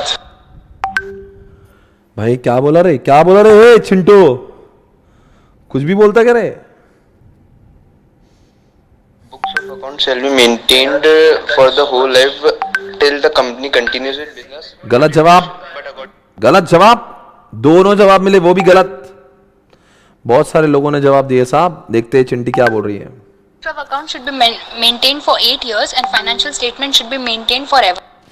ओ हो, बड़ी सरल भाषा में इस चिंटी ने दे दिया जवाब। क्या नाम है बेटा आपका? ये जयश्री जांगीड़ ऐसा नाम दिख रहा है, पता नहीं वही नाम है या कोई और है। जो भी लिखा है इन्होंने इसके पहले भी बहुत कुछ अच्छा लिखा था हमारे बारे में। I have taken subjects from SPC और मैंने एफएमई को लिया एंड ऑल दैट। तारीफ वाले शब्द लिखे थे इन्होंने उस चिंटी का। जयश्री जांगीड़ है। कहां से हो चिंटी आप? महाराष्ट्र की हो ऐसा लग रहा है। देखते फिर से एक बार सुनेंगे। Account should be maintained for 8 years and financial statement should be maintained forever. ये इनका मानना है कि बुक्स ऑफ अकाउंट्स जो है कंपनी ने 8 सालों के लिए मेंटेन करना चाहिए और फाइनेंशियल स्टेटमेंट को पूरे जीवन भर मेंटेन करना चाहिए। मेरा सवाल है ऐसा क्यों पर हुआ? जानू ना, मैं जानू ना। कौन जवाब देगा भाई? ये क्यों, ऐसा क्यों? कौन जवाब देगा? कौन है जो जवाब देगा? साहब मुझे जवाब दे दे। 8 साल क्यों और फॉर एवर क्यों? कौन है जो जवाब देगा? देखते हैं जयश्री कुछ जवाब देना चाहेगी या कोई और इंसान। मैं किसी और का जवाब चाहूंगा कि आखिर ऐसा क्यों कहा है। देखते हाल ही में मेरे पास सौम्य गुप्ता का एक मैसेज आया, वो मैं पढ़ना चाहूंगा। सौम्य गुप्ता ने पिछले 10 दिनों से इतने मैसेज भेजे हैं, आज पहली बार इसका नंबर लग रहा है। देखते हैं। बुक्स ऑफ अकाउंट्स को हमेशा के लिए रखना पड़ता है। फाइनेंशियल स्टेटमेंट्स हर साल बदलते हैं, इसलिए उनको 8 सालों के लिए रखना पड़ता है। कुछ भी बोल रहा है, कुछ भी बोल रहा है, कुछ भी। देखते हैं बच्चा क्या बोल रहा है। स्टेटमेंट को फॉरएवर क्यों रखते हैं? ताकि हमको पता चले कि बिजनेस की जितनी भी लाइफ थी ना, उसमें ना बिजनेस ने कैसे। ऐसा नहीं है चिंटू, गलत जवाब है। आपको सिर्फ पता है 8 साल और फॉरएवर, पर आप में से किसी को नहीं पता आखिर ऐसा क्यों पर हुआ। जानू ना, मैं जानू ना। देखते हैं जवाब दोस्तों, क्या है जवाब। सर मेरा आंसर तो देखो, अरे पीछे तो देखो ना, रागो घर। फाइनेंशियल अकाउंट को हमेशा के लिए रखना पड़ता है क्योंकि वो समरी होती है, हम उससे एकदम से देख सकते हैं पीछे बैक हमारा जो फ्यूचर मतलब पास्ट में हुआ है। और बुक्स ऑफ अकाउंट के लिए बार बार नहीं देखेंगे हम खोल के हमारा क्या क्या हुआ है, तो वो इसलिए। अरे बच्चों आपको कॉमन सेंस है, कितने बार बोला ये। अरे फाइनेंशियल स्टेटमेंट में है क्या बताओ? बैलेंस शीट है, P&L अकाउंट है, कैश टू स्टेटमेंट। अरे इत्तू से पेपर है, इत्तू से, उसकी साइज इत्तू सी है। सो ऑब्वियसली, और वो भी आजकल एमसी की वेबसाइट पर और जो क्या नाम है मनी कंट्रोल जैसी वेबसाइट पे वो ऐसी अवेलेबल है, तो वो डेटा फॉर एवर मेंटेन करने में बहुत जगह नहीं लगती है। Whereas the books of accounts का साइज बहुत ज्यादा हेवी होता है और बुक्स ऑफ अकाउंट्स को इतने सालों का डेटा मेंटेन कहां करेंगे भाई? पागल हो जाएंगे आप, पागल। Understand the volume. अरे भाई बड़े बड़े कंपनी में लाखों बिल बुक्स बनते हैं एक साल के, कहां मेंटेन करोगे? गोडाउन में वेयर हाउस लगेंगे आपको मेंटेन करने के लिए। मजाक लगा रखा है क्या? बुक्स ऑफ अकाउंट्स बहुत हेवी साइज के होते हैं। बोले भाई 8 साल के लिए मेंटेन करेंगे, बहुत बड़ी बात। और रही बात फाइनेंशियल स्टेटमेंट की, अगर वो नहीं भी बोलेंगे तभी भी वैसे भी हम लोग जिंदगी में रख सकते हैं, क्योंकि उसका डेटा होता ही है कुछ एमबी के बीच में। और वैसे भी क्लाउड पर आजकल तो कोई भी वेबसाइट पे मिलेगा, कोई भी वेबसाइट पे बैलेंस शीट मिलेंगे, पर कोई भी वेबसाइट पे किसी कंपनी का purchase book, sales book, receipt book, payment book, asset, liability नहीं मिलेंगे। पर कोई भी कंपनी के बैलेंस शीट मिलेगी, पेड अकाउंट मिलेंगे, ट्रायल बैलेंस मिलेंगे, कैश टू स्टेटमेंट मिलेंगे। सीए फाइनल का अमेंडमेंट का लेक्चर बेटा कल होने जा रहा है। Tomorrow I would be taking the amendment lecture of CA final law. Okay, आगे कोमल कह रही कहां से हो आप? पुणे से हो, पुणे से। थोड़ा सा रिस्पॉन्ड करेंगे तो अच्छा लगेगा। रिस्पॉन्ड करे, रिस्पॉन्ड करे। ओके, आज अचानक से बहुत क्राउड बढ़ गया इस क्लास में। 450 500 लोग देखने लगे, रोज तो 300 ही लोग देखते थे। मजा आ रहा है, मजे लो, जिंदगी का, जीवन का आनंद आना चाहिए।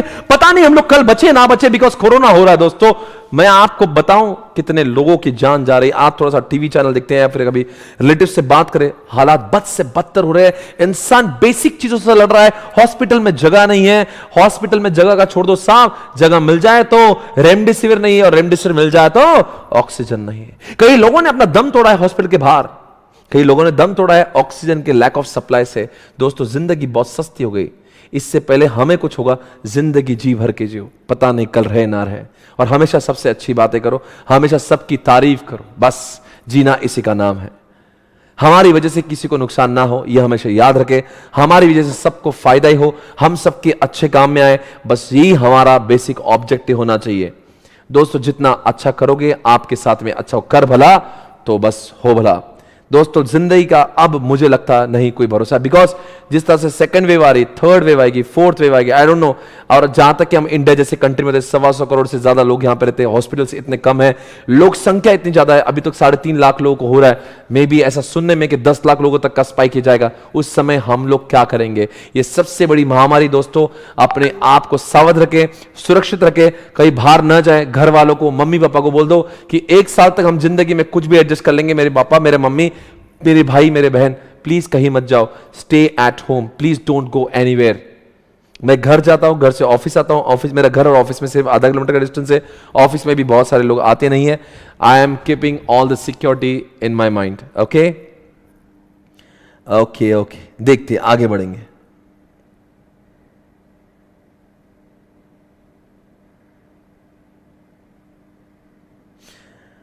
ओके गाइस,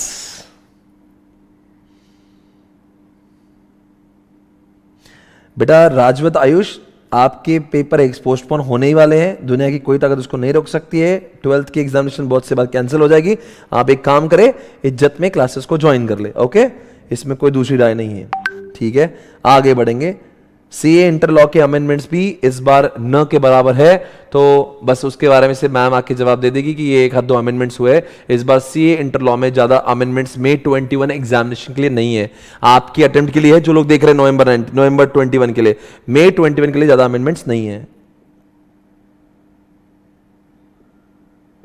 ओके, अरे यार क्या मालूम, क्या बोला, रांची में माहौल बहुत खराब है। ओके, सीए का एग्जामिनेशन पोस्टपोन होने के चांसेस मैक्सिमम है, maximum. What I am saying is the maximum. ICI ने जल्दी से आके सारे बच्चों को इन्फॉर्म कर देना चाहिए कि बच्चों एग्जामिनेशन 4-5 महीने के लिए पोस्टपोन हो चुके। मैं आपको कह रहा हूं बिकॉज ये स्थिति जो है हमारे भारत सरकार के बस में नहीं है, तो आईसीआई बहुत दूर की बात है। भाई और बहनों, आपको नहीं अंदाजा कि हम लोग क्या लड़ रहे हैं। जिनके घर पे मौत हो रही है उनको पता है कि आज हालात बद से बदतर, एक दिन हॉस्पिटल जाइए आपको समझेगा एग्जामिनेशन क्यों पोस्टपोन होना चाहिए। तो प्लीज आप आईसीआई के बस डिक्लेयर करने का देरी है, examination has to be postpone, it will be postpone, this is what I think. Okay, आगे कुछ पूछना है? डाउट कहां से पूछना है? हमारी वेबसाइट पर आपको डाउट का एक सेक्शन दिया होता है, वहां पे जाके डाउट डाले, 24 घंटे के अंदर आपको डाउट सॉल्व होकर मिलता है। आगे सीएफएन लॉ के रिवीजन लेक्चर जो मैंने ऑलरेडी दिए हुए हैं वही आपको देखना है, उसके अलावा आपको देखना नहीं है, क्योंकि इस बार जो आए हुए अमेंडमेंट है वो इतने तुच्छ अमेंडमेंट है जिसका कोई संबंध रिवीजन लेक्चर से नहीं, छोटे से अमेंडमेंट है। पुराना जो रिवीजन लेक्चर है आप वही देखेंगे। आगे अब चलो रे, मुझे पढ़ाने दो रे, तुम क्या बोलते रहे। ओके, ईएस के रिवीजन लेक्चर जो ऑलरेडी मैंने अपलोड किए हैं वही आपको देखना है, और उसके अलावा इस बार का जो अमेंडमेंट लेक्चर मैंने डाला हुआ है वही आपको देखना है। रिवीजन के अंदर कोई चेंजेस नहीं है, सिर्फ आपको एडिशनल डिटेल में ये जो अमेंडमेंट के जो 4 घंटे के लेक्चर डाले वो आपको देखना है। ओके, आगे बढ़ेंगे। बस इतने सवाल मत पूछो यार। Thank you so much Ritesh Patil, आपने एडमिशन लिए। ईएस कब से स्टार्ट करेंगे? ईएस की क्लासेस ग्रुप 1 खत्म होने के बाद में ईएस, एसएम और एफएमयू की क्लास चालू हो जाएगी। ओके, क्या नवंबर की एग्जामिनेशन पोस्टपोन होगी? मुझे लगता है हाँ। आगे चलो यार, अब आप मत पूछो अब। और चैप्टर 5 के अमेंडमेंट्स आज अपलोड हो गए। लाइव लेने के सीए फाइनल लॉ के रिवीजन लेक्चर की जरूरत नहीं है, ऑलरेडी अपलोडेड है, आपको उसी को देखना है। Law from Ladakh, law from Gujarat, accounts, हाँ ये जो अकाउंट्स में वही ले रहा हूं मैं खुद ही। बस करो भाई, आपके सवाल के जवाब मुझे आप देना नहीं, मैं पढ़ाने के लिए बैठा हूं यहां पे। चलो बस करो, चलो चलो आगे बढ़ेंगे। एक सवाल मैं आपसे पूछना चाहता हूं भाई और बहनों, अगर ये बुक्स ऑफ अकाउंट्स मेंटेन नहीं होगी तो कौन से लोगों को सजाए मौत होगी? देविया सज्जनों, बुक्स ऑफ अकाउंट्स को मेंटेन करना लॉ के हिसाब से ये कंपलसरी मैंडेटरी है। If your company do not maintain the books of accounts, my question is कौन जिम्मेदार होगा? क्या कंपनी के बोर्ड ऑफ डायरेक्टर्स जिम्मेदार होंगे? क्या कंपनी का एमडी जिम्मेदार होगा? या कंपनी का सीएफओ? कौन जिम्मेदार होगा? किसको सजा होगी? क्योंकि जिस एक्ट में, जिस सेक्शन में सजा नहीं होती, लोग उस चीज को ध्यान से देना और उसको फॉलो करना इतना जरूरी नहीं समझते। इसलिए कोई भी सेक्शन का इंपॉर्टेंस बढ़ाने के लिए उसके पाबंदी यानी कि उसके पनिशमेंट का होना बेहद जरूरी है। आइए दोस्तों देखते हैं, the following persons are responsible for the maintenance of the proper books of accounts. आप सभी के लिए खुशखबर है भाई और बहनों, ये जो पनिशमेंट है, ये देखो, ये दो चीजें, ये पनिशमेंट है और एक कौन से लोगों को पनिशमेंट होगी और ये कितनी होगी, ये कौन से लोगों को होगी और ये कितनी होगी, ये सेम चीज कॉन्सिडर्ड, ये सेम चीज एज इट इज 129 में भी एप्लीकेबल है। यानी कि एक तीर दो निशान है, ये सेम चीज एज इट इज 129 में भी कहते हैं फाइनेंशियल स्टेटमेंट जिन्होंने ऐसे ऐसे मेंटेन नहीं किए तो ये फलाना फलाना लोग जिम्मेदार होंगे और उनको इतनी इतनी पनिशमेंट होगी। That's why you must remember this, you must remember this, this is very important, applicable for 128 as well as section number 129। बताओ कौन से लोग? मैनेजिंग डायरेक्टर, यानी कि रिलायंस की बात करेंगे। If Reliance do not maintain the books of accounts, Mukesh Ambani को पनिशमेंट होगी। दूसरी बात, होल टाइम डायरेक्टर। सर ये WTD क्या होता है? WTD देखो, दुनिया में दो टाइप के डायरेक्टर होते हैं, एक होते हैं देखो एग्जीक्यूटिव डायरेक्टर, एक होते हैं नॉन एग्जीक्यूटिव डायरेक्टर। एग्जीक्यूटिव में दो लोग होते हैं, एक MD एक WTD, एक MD एक WTD। और नॉन एग्जीक्यूटिव में जनरली हमारे कंपनी के इंडिपेंडेंट डायरेक्टर्स आते हैं जो कंपनी में सिर्फ ज्ञान देने के लिए आते हैं, कंपनी में रेगुलर बेसिस पे काम नहीं करते। यानी कि जैसे दोस्तों ICICI बैंक में Narayan Murthy is also director, पर ICICI बैंक का रोजी निजी काम वो देखते नहीं, वो सिर्फ ICICI को टेक्नोलॉजी में ज्ञान देना था, ज्ञान। यानी कि Narayana Murthy is the non executive director, यानी कि वो इंडिपेंडेंट डायरेक्टर है। तो दोस्तों मेरा आपसे सवाल है, अगर कल चल के ICICI बैंक ने बुक्स ऑफ अकाउंट्स नहीं मेंटेन किए तो क्या आपको लगता है नारायण मूर्ति को सजा होगी?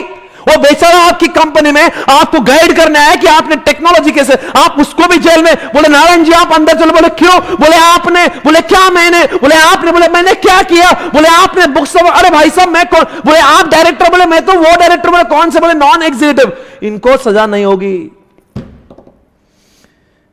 इनको सजाएं नहीं होगी। देवी और सज्जनों मेरा आपसे सवाल है, यह है आपके सामने रिलायंस की BOD, इतने सारे लोग। अब जरा ध्यान से देखिए, मुकेश ये जेल में जाएंगे।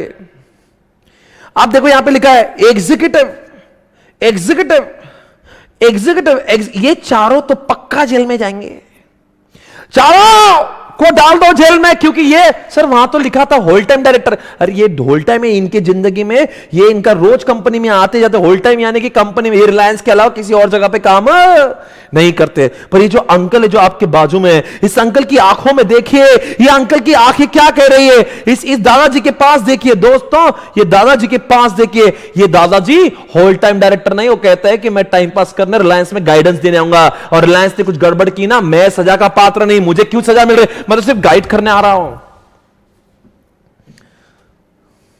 समझ में आ रहा है? तो ये जितने भी, ये देखो ये दादाजी इतने खुश क्यों हैं? बिकॉज इनको सजा नहीं होगी। इनके चेहरे, इनकी आंखों में देखिए, ध्यान से देखिए इस चेहरे को, इनको सजाए नहीं, इसलिए इतने खुश हो रहा है।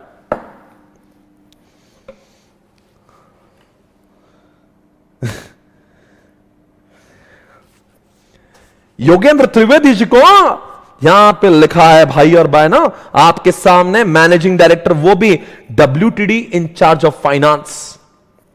यह बात आपको समझना जरूरी है। अब इन इन इन इन इन इन इन इन चारों में भी नीता जी का तो कोई सवाल ही पैदा हो, तो वैसे भी नॉन एग्जीक्यूटिव डायरेक्टर है। अब हितेश मेसवा ने, निखिल मेसवा ने, PMS प्रसाद, और ये पी के। अब इन चारों में से कौन अंदर जाएगा, जरा देख के जवाब दीजिएगा। ऐसे WTD यानी कि ऐसा WTD जो फाइनेंस को देखता है, हो सकता है कपिल अंकल प्रोडक्शन को देख रहे होंगे, हो सकता है WTD और प्रोडक्शन देख रहे। कपिल अंकल बोलेंगे साहब मेरा काम था कि कंपनी का प्रोडक्शन टाइम पे कराना, मैंने कभी किताबें मेंटेन करने का काम लिया ही नहीं था। ये मेसवानी जी बुक्स ऑफ अकाउंट्स को मेंटेन करते थे, ये फाइनेंस के इंचार्ज थे। अगर कंपनी में बुक्स ऑफ अकाउंट मेंटेन नहीं किए तो साहब ये हितल मेसवानी को अंदर ले जाओ, मैं कपिल हूं, मेरा तो काम ही नहीं है, मैं होल टाइम डायरेक्टर हूं पर मैं फाइनेंस का नहीं हूं। Okay, CFO sir, who is a CFO यानी कि चीफ, नाम में लिखा है CFO यानी कि चीफ फाइनेंशियल ऑफिसर। देखते CFO ऑफ रिल कौन है, इसको भी अंदर डाल देंगे।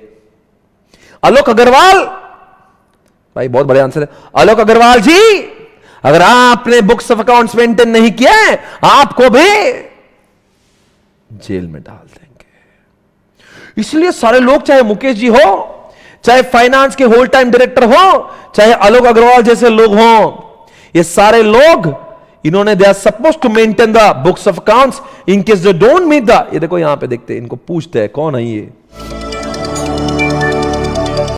About, I want to start by outlining the ध्यान से operating देखिए, environment for this quarter. ये है Alok Agarwal. The first thing I would say is ये that अंकल को this was a jail quarter होगी। in He which is we looking saw after the finance some of the Reliance। toughest वैसे operating बच्चों, रिलायंस का finance in our manager energy बहुत businesses. Intelligent व्यक्ति हो गए। देश की सबसे बड़ी कंपनी घनोमाल है, घनोमाल। इतना माल न रखने के वास्ते इतो होशियार चोखो आदमी लगे। जब तक इसो चोखो आदमी नहीं होवे तो कंपनी को फाइनेंस किसो मैनेज होगा, किसो।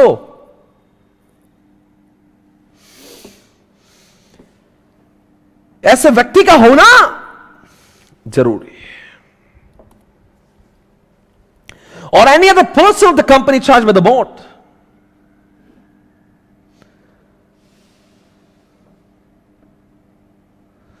कौन सी लैंग्वेज में, क्या आप राजस्थानी हो? जी हां, मैं राजस्थानी हूं, मैं मारवाड़ी में बोल रहा था। I can speak Marwari.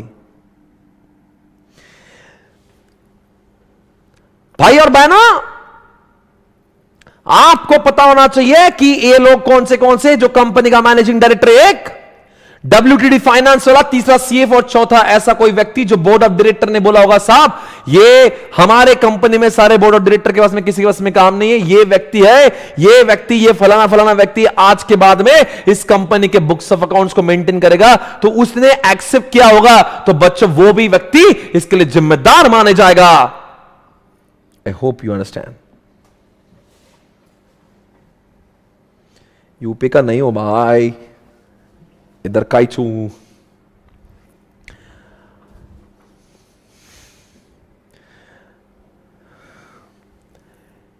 Okay.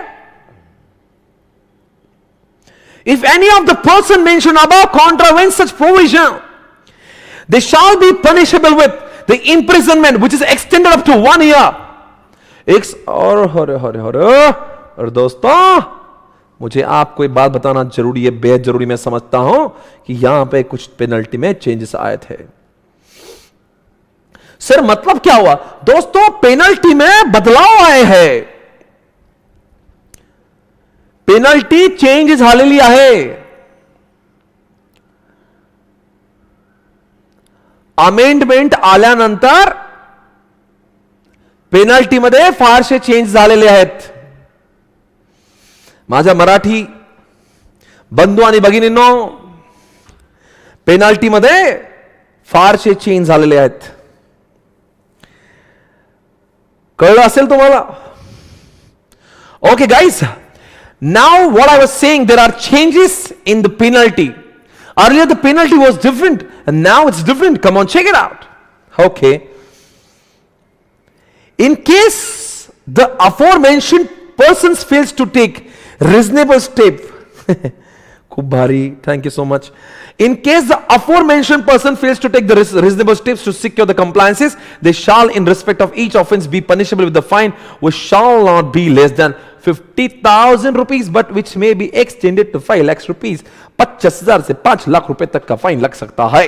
दोस्तों, अमेंडमेंट के पहले उनको भेजा था जेल में, अब बोलते जेल नहीं, सिर्फ पैसा देंगे. यहां पे लिखा था 50,000 से 5 लाख तक, और यहां पे 1 साल की सजा भी थी. भाई और बहनों, कंपनीज एक्ट जितना स्ट्रिंजेंट पहले था, उसकी पेनाल्टी जितनी स्ट्रिंजेंट हुआ करते थे, उस स्ट्रिंजेंट को हटा दिया. और भाई और बहना, पहले कहते थे 1 साल तक भी. सोचिए ना, मुकेश जी जैसे इंसान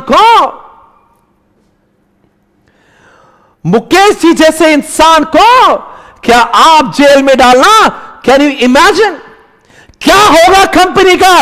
एक सेक्शन के लिए आपने इतने बड़े व्यक्ति को जेल में डाल दिया. कंपनी के लाखों करोड़ों शेयर होल्डर्स का क्या होगा? उनकी इन्वेस्टमेंट के बारे में क्या आपने कभी सोचा है? एक सेक्शन को कंप्लाई करने के लिए आपने उनको जेल में क्या सोचा? इसलिए बोलते हैं make it only the fine oriented, it should not be the imprisonment oriented. Jail में नको डालो साहब, पहले जेल में भेज रहे थे, अब बोला कोई जेल में नहीं, सिर्फ क्या करेंगे, 50,000 and maximum it can be extended up to 5 lakhs. कम से कम 50,000 और मैक्सिमम 5 लाख रुपए का फाइन लगेगा हर किसी को. लिखा ना, every person who is in, देखो, in case of aforementioned person, इसमें से कोई भी fails to take the reasonable step to secure, यानी कि इन्होंने बुक्स ऑफ अकाउंट्स को मेंटेन नहीं किया होगा, या बुक्स ऑफ अकाउंट्स मेंटेन किया पर वो एक्चुअल बेसिस पे नहीं किया, बुक्स ऑफ अकाउंट्स मेंटेन किया, ट्रू एंड फेयर नहीं किया, बुक्स ऑफ अकाउंट्स को मेंटेन किया, डबल एंट्री पे नहीं किया, बुक्स ऑफ अकाउंट्स को मेंटेन किया, नरेशन नहीं डाला, इनको सबको, आई hope you understand everybody, I hope you what. अरे कुछ जवाब देंगे क्या?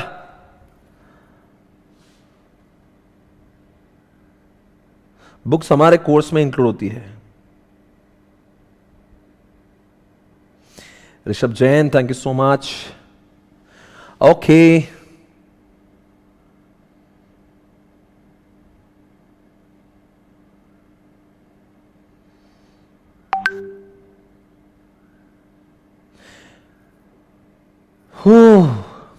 ओके, चलो यहां पे एक सवाल लिखा है, पढ़ लेंगे. XYZ Limited wants to maintain the books of accounts on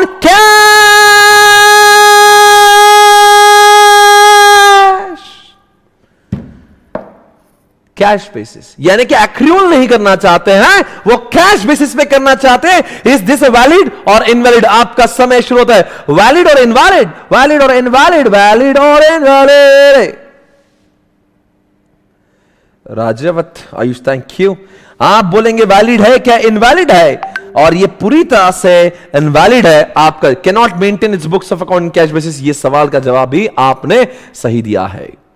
ये भी अगर मैं आपको टैली करते करते सारी चीजें बताऊं तो आप कहेंगे 128 सेक्शन खत्म हो चुका है. थोड़ा कुछ बाकी को तो कवर कर लेंगे, थोड़ा रिवर्स ऑर्डर में जाके देखते क्या क्या हो. जो जो वर्ड टिक करेगा. पेनल्टी हमने खत्म की. बोलो रे पेनल्टी कितनी? कम से कम 50,000, मैक्सिमम 5 लाख. बोलो कौन से लोग जिम्मेदार हो गए? मैनेजिंग डायरेक्टर WTT फाइनेंस, और तीसरा व्यक्ति कौन? ऐसा CFO, और चौथी आलोक अग्रवाल, और चौथा बंदा इनमें से इन्होंने किसी और को अपॉइंट किया तो वो. आगे बात करेंगे बुक्स ऑफ अकाउंट कितने साल तक, बुक्स ऑफ अकाउंट 8 साल मैक्सिमम. और बताएंगे दोस्तों कंपनी का फाइनेंशियल स्टेटमेंट फॉरएवर. और एक बात मुझे यहां से पढ़ना जो आपको अंडरलाइन करना होगी.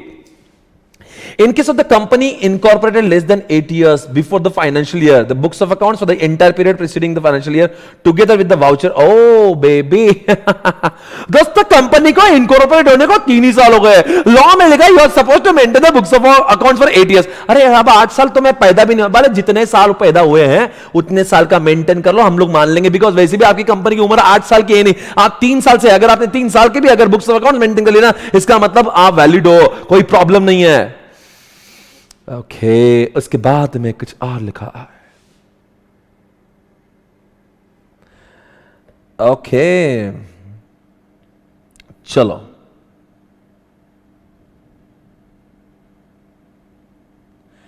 ज्योति कह रही है कि आप चिल्लाते हो तो ऐसा लगता है कि बॉडी में आग लग जाती है. ऐसा एंड पूरे क्लास में हम अलर्ट रहते हैं, ऐसा लगता है फेस टू फेस। बिल्कुल Jyoti ji, I am so proud of you baby, आप बहुत आगे जाएंगे, थैंक यू सो मच। आगे बढ़ेंगे, थ्रोट का ख्याल रखो भाई साहब, कोई प्रॉब्लम नहीं। पूजा जी, आपके कंसर्न के लिए मैं बहुत अच्छा लग रहा है, आप हमारे बारे में सोचते हो, हमारी आवाज के बारे में सोचते हो। हमें अपनी आवाज की परवाह नहीं है, हमारा उद्देश्य एक ही है, आपके हमारी आवाज आपके कानों में नहीं, आपके दिल में उतरना चाहिए।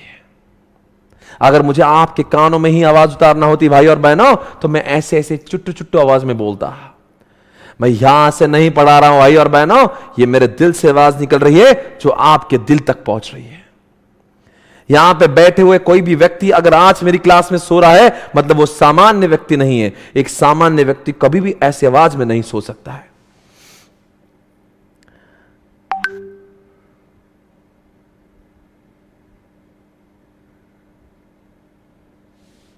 Okay,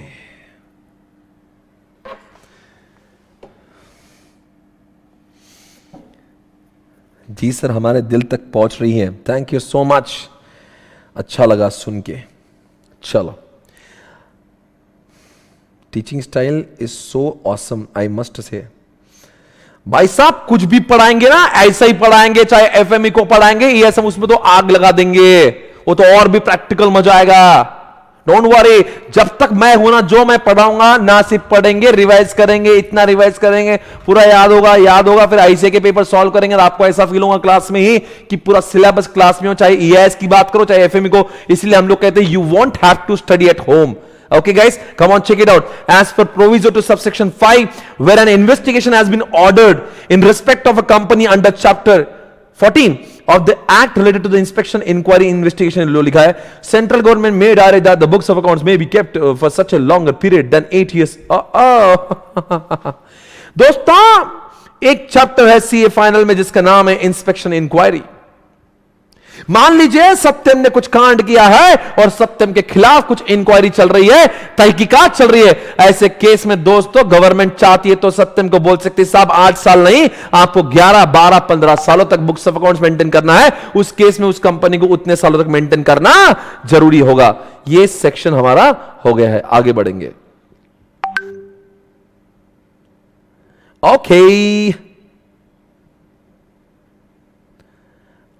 Okay, can I start? Can I proceed further? Other financial information. Where any other financial information maintained outside the country is required by director. आपको मैंने इसके बारे में कुछ बोला था, देखते हैं आपको याद आ रहा है कि नहीं। 15 डेज के बारे में बोला था। अगर भारत की ब्रांचों से आप जाके वहां से ला सकते हो, पर इंडिया के बाहर जाना है तो बाहर जाना अलाउड नहीं, आपको मैसेज भेजना पड़ेगा। वो फॉरेन की ब्रांच 15 दिनों में, अंडरलाइन कर देखो 15 डेज लिखा हुआ है, 15 डेज में वो डेटा आपके पास में आ जाएगा। The director can seek the information only individually and not by or through his attorney holder, agent or representative with respect to the financial information maintained outside the country. कोई बात नहीं है, director ने खुद ही उनको बोलना चाहिए कि मुझे इंफॉर्मेशन चाहिए, कोई बात नहीं। असिस्टेंट, देख के क्या लगता है असिस्टेंट्स के बारे में? जब भी हम लोग किसी ब्रांच पे जाएंगे, it is the responsibility of registered office, यानी कि डायरेक्टर जब भी किसी आरओ के पास जाए या डायरेक्टर कभी भी कोई ब्रांच पे जाए, वहां के लोगों ने उनकी सहायता करना चाहिए, उनकी हेल्प करना चाहिए ताकि उनको बुक्स देखने में आसान। ऐसा नहीं होना चाहिए डायरेक्टर जा रहा बुक्स ऑफ अकाउंट्स देखने में, वहां के ऑफिसर, वहां के एम्प्लॉय ने वहां का एसी बंद कर दिया, वहां की बिजली बंद कर दी, वहां के एडवर्स सिचुएशन, ऐसा नहीं होना चाहिए। When an inspection is made under subsection 3, subsection 3 मतलब ये लिखा है, देखो मैं पहले subsection 3 पढ़ लेता हूं। Any director can inspect the books of accounts and other books of papers of the company during what business hours. Underline the word, ये business hours हमने पहले देखा है, मैंने आपको कहा था पीपीटी में मैंने सब कवर किया है। Such inspection may be done by any type of director, चाहे वो नॉमिनी डायरेक्टर हो, चाहे कोई भी टाइप का डायरेक्टर हो। इसलिए इतने टाइप के डायरेक्टर आपने तो हमको पढ़ा ही नहीं बच्चे, सीए फाइनल में 149 सेक्शन में पढ़ते हैं। आप इतना ही बोलो डायरेक्टर कोई भी हो वो बिजनेस आवर्स में जाके देख सकता है। तो proviso to subsection 3 provides that a person can inspect the books of accounts of this subsidiary only on authorisation. क्या बोला, समझा क्या?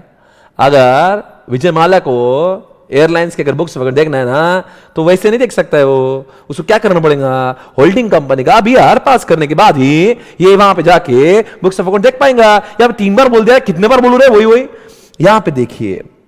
अगर मान लीजिए कोई के भी any director can inspect the books of accounts, other paper, सब कुछ देख सकता है, पर जब वो देखने जाता है ना the officer and other employees of the company shall give to the person making such inspection all the assistance, यानी कि उसकी मदद करो। वो बोल रहा है मैं डायरेक्टर हूं, मुझे ये दिखाओ, तो उसने वो लाके देना चाहिए। वो बोलेगा मुझे देखना है, लाइट लगाओ, एसी लगाओ, वो फाइल निकाल के ना, अरे वो 3 साल पुराना डेटा लाना, उसको मदद करो, उसको हेल्प करो, ऐसा बोल रहे हैं। आगे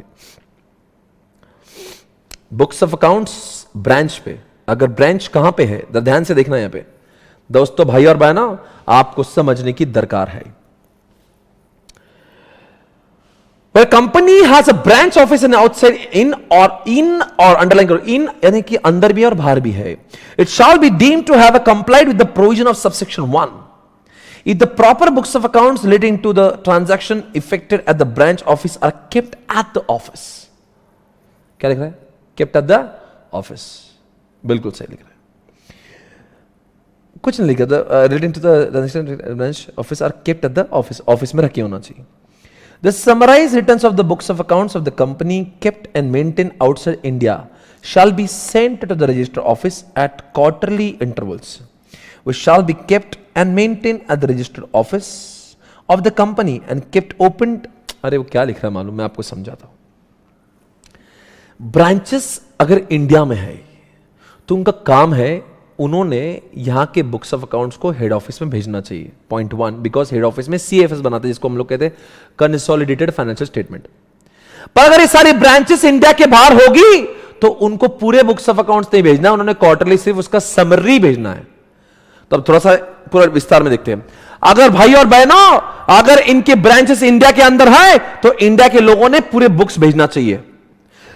इंडिया के बाहर ब्रांचेस है तो बाहर के ब्रांचेस ने हर क्वार्टरली, हर 3 महीने में समरी भेजना चाहिए, ताकि हेड ऑफिस को अंदाजा रहे कि आखिर ब्रांचेस ने क्या काम किया हुआ है।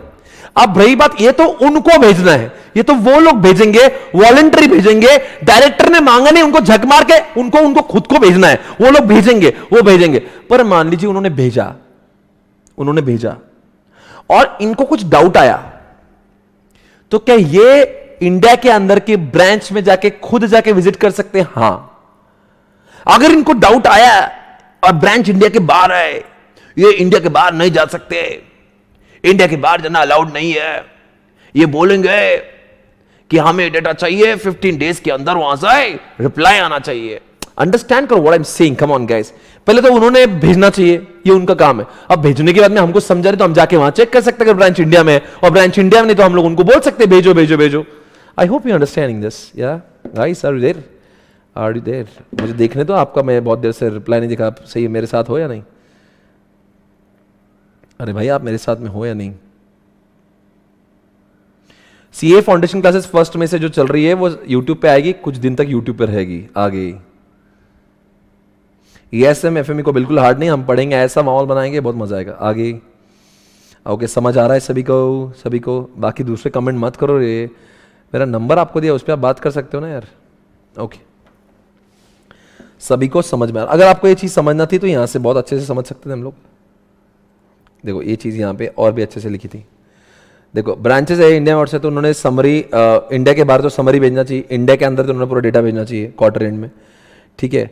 और अगर उनको इंस्पेक्शन करना है, अगर उनको कुछ जाके देखना है तो आउटसाइड इंडिया में रिक्वेस्ट करेंगे, 15 दिनों के अंदर डेटा आएगा। और अगर विद इन इंडिया है तो वो वहां पे जाके चेक कर सकते खुद जाके, ठीक है। और अगर आप कहेंगे ये जो लिखा है और ये जो लिखा है उसमें क्या फर्क है, यहां पे वो लोग खुद भेजते हैं उनके हाथों से, यहां पे वो भेजने रहे, हमें कुछ डाउट आता हम लोग पूछ सकते हैं, ऐसा उसका मतलब है। ओके, ये आपको मैंने पढ़ा दिया है कि books of accounts electronic form में हो सकती है, ऑलरेडी हमने खत्म कर लिया।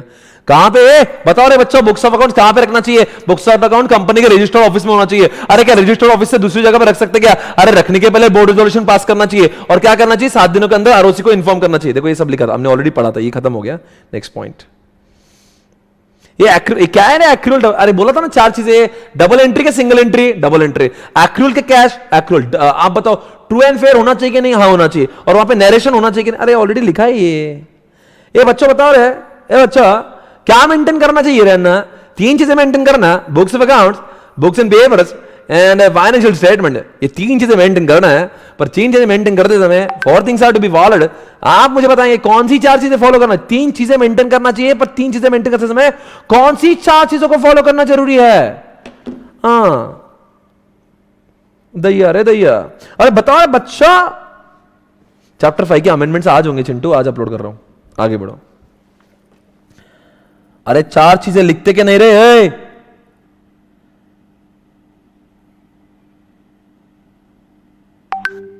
अरे मैं इंतजार कर रहा हूं ना। हर्षित को 70 मार्क्स आए थे लॉ में, वेरी गुड।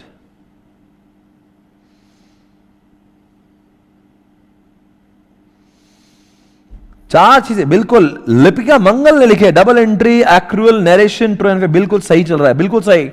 ओके आप बताओ दोस्तों, बुक्स ऑफ अकाउंट्स में कौन सी 4 चीजें आती है? मास कहता है एम फॉर व्हाट, अरे बोलो ना, एम फॉर व्हाट? मनी आया मनी गया, A for asset liability, S for sales purchase, C for cost sheet, वो बुक्स ऑफ अकाउंट्स है। बताओ बच्चों फाइनेंशियल स्टेटमेंट में क्या होता है? फाइनेंशियल स्टेटमेंट में क्या होता है? अरे बोलो ना क्या होता है उसके अंदर, क्या होता है बोलो? उसके अंदर balance sheet, P and L account, trial balance, ये सब कुछ होता है। इसी के साथ में सेक्शन नंबर 128 हमारा कितना बड़ा सेक्शन था, हो गया बिना वो आ जाना, बहुत बड़ा सेक्शन है। Okay guys, ladies and gentleman, are you there? Come on. Rathi and Rathi, please send me message on my personal number 8669661234. Okay, आगे बढ़ेंगे। ये नोट्स उन्हीं के पास में है जिन्होंने क्लासेस लगाई है। आगे बढ़ेंगे दोस्तों, मेरे पास दूसरा और एक सेक्शन आ चुका है जो मुझे खत्म करना है। बहुत ही मजा आ रही है। I hope you are having good time.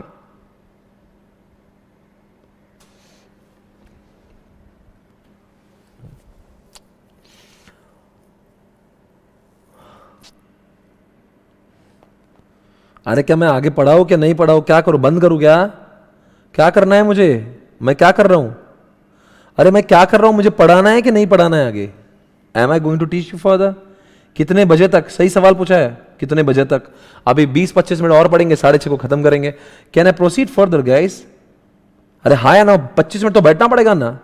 Okay बिल्कुल सही, कंटिन्यू करो। ओके अन्ना, चलो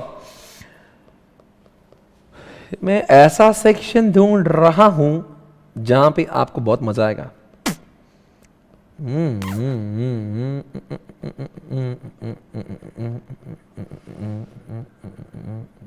ओह शिट, ये तो बहुत बड़ा सेक्शन है। एक सबसे बड़ा सेक्शन हमने खत्म किया 128, बहुत ही बड़ा था ये। राइट ऑफ मेंबर्स ऑडिटेड, ये है व्हाट इज 21 डेज बिफोर।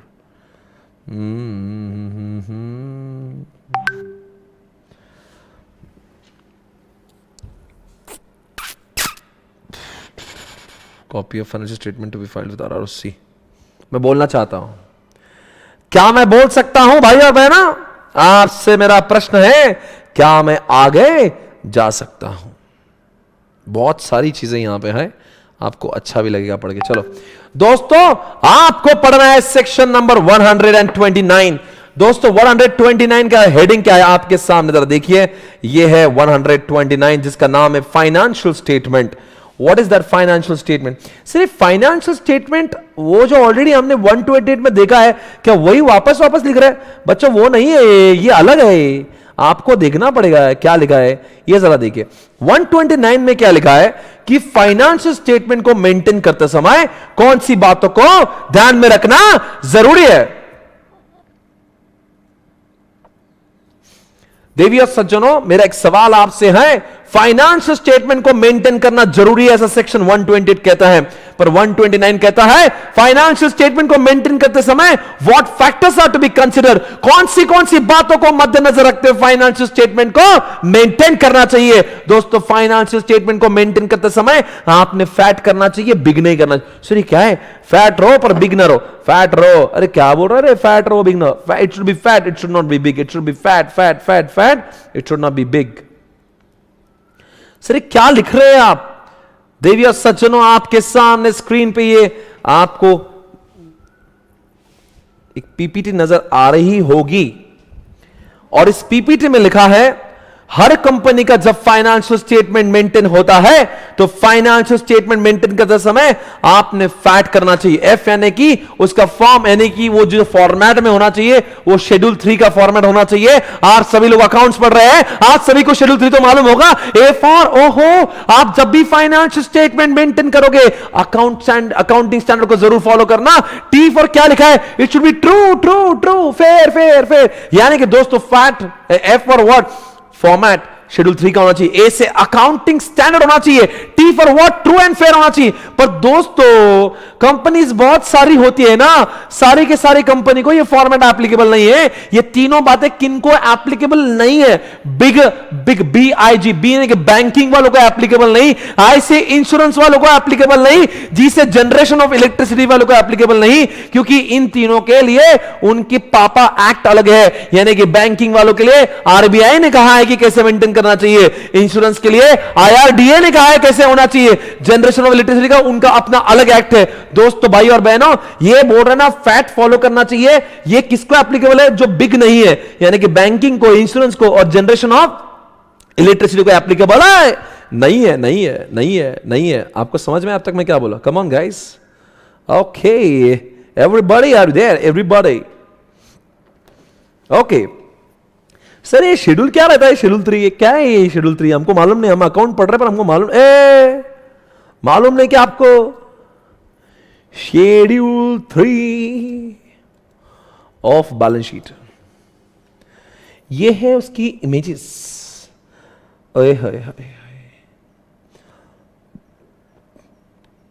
क्या तुम्हें याद है?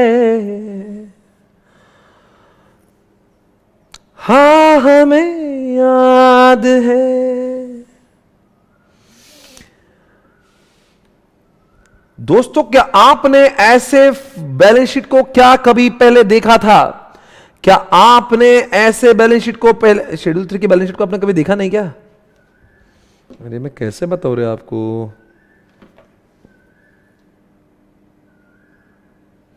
Rati and Rati, I told you please send me message on my WhatsApp. I'll just check what is left. Okay, ladies and gentlemen, आपने सभी ने ऐसा बैलेंस शीट का फॉर्मेट कभी देखा होगा। और सर हमने देखा है, हम अकाउंट्स पढ़ते हैं। आपको क्या लगता है हम अकाउंट्स पढ़ रहे हैं या नहीं पढ़ रहे हैं? हम पढ़ रहे हैं, हमको मालूम है क्या है ये। अरे दोस्तों तो यही बोल रहा हूं मैं, आप बैलेंस शीट मेंटेन करो पर फॉर्मेट ही होना चाहिए, उसमें भी करते समय आपने अकाउंटिंग स्टैंडर्ड फॉलो करना चाहिए। और रही बात, आप सच्चा सच्चा लिखो, झूठ मत लिखो, आप सत्य मत बनो। ओके आगे बढ़ेंगे दोस्तों। आपके सामने आपको मैं कुछ दिखाने जा रहा हूं। आप सभी नहीं जानते रिलायंस जैसे बड़े बड़े कंपनी के कितने सब्सिडीज और कितने एसोसिएट्स होते हैं। Reliance list of subsidiaries.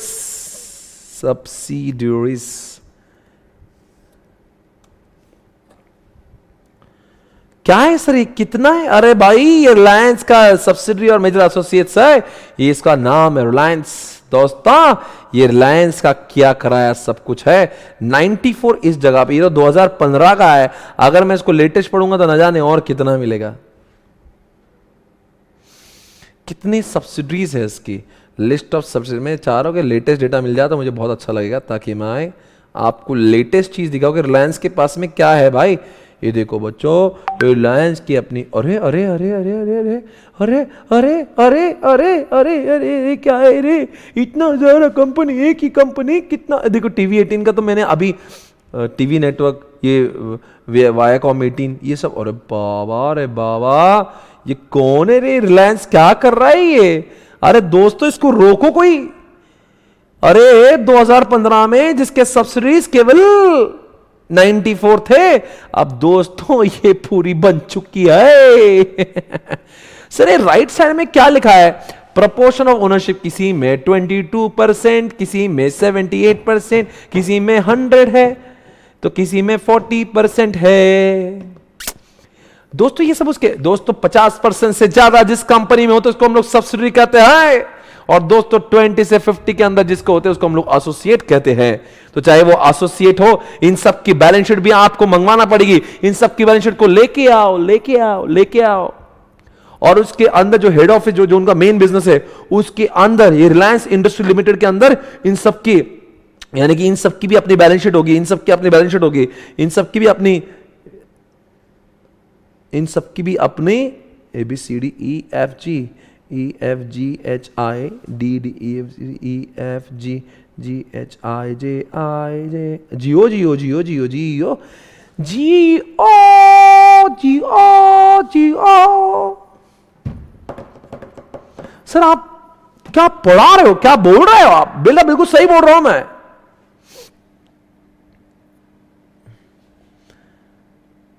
कि कितने सारे हैं।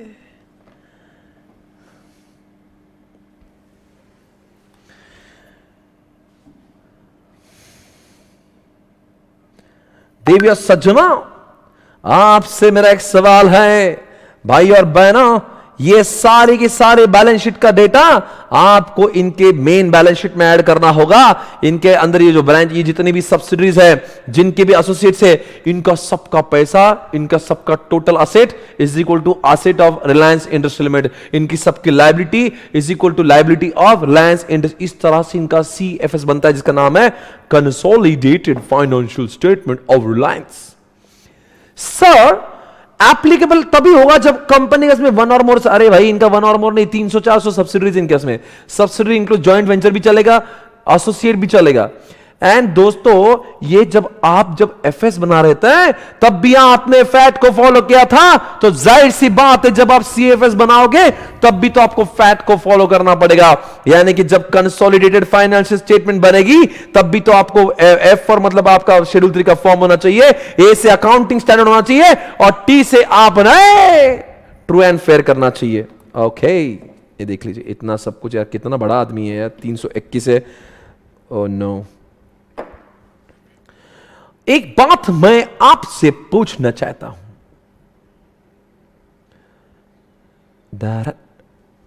Reliance Industry CFS consolidated cash flow statement, और यहां पे लिखा रिलायंस रिपोर्ट, और यहां से हम लोग पढ़ेंगे कंसोलिडेटेड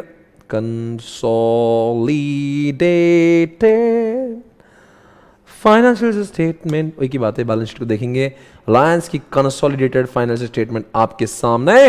सो देविया सज्जनों, ये जो पैसा है, ये जो टोटल रिजर्व है, यानी कि ये जो कुछ भी आ रहा है, ये यहां पे लिखा है इन्होंने, उनके पास में इतने असेट्स है, ये टेंजिबल असेट्स, ये ना कि सिर्फ एक कंपनी के हैं। अभी अभी आपने जो 320 छोटी छोटी कंपनी देखी, उनका सबका मिला के ये आया हुआ है 4,35,920 करोड़। इसको कहते हैं CFS। तो जिनके पास में सब्सिडी नहीं है उन्होंने केवल FS बनाना चाहिए, जिनके पास में सब्सिडीज और इस तरह के एसोसिएट से उन्होंने इस तरह का CFS बनाना चाहिए, वो भी शेड्यूल 3 के फॉर्मेट में। आई hope you understand this everybody.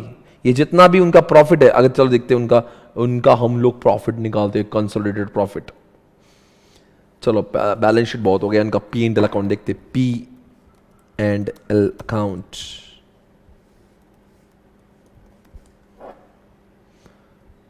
Sir एक साल में कितने पैसे कमाते हैं वैसे? बहुत पैसा कमाते, बहुत। सर जैसे कि कितना कमाया होगा इन्होंने एक साल में? बहुत, मैं बोल रहा हूं ना, बहुत बहुत बहुत बहुत बहुत। ये है भाई साहब profit and loss before tax. ये आपके सामने उनका PBT है, 53,499 crore in one financial year. Can you imagine? More than 50,000 crore PBT। एक जमाने में 5 साल पहले 30,000 करोड़ था, अब वो बदलकर 54,000 करोड़ हो चुका है। चलो देखते हैं, अभी आपका कुछ इसके अंदर बोलना है तो मैं आगे चलता हूं, नहीं तो चलो आगे बढ़ेंगे।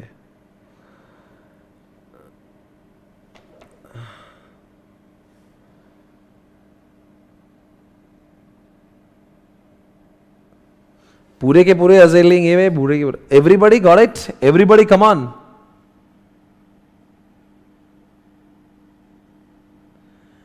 Everybody, are you ready, guys? Come on.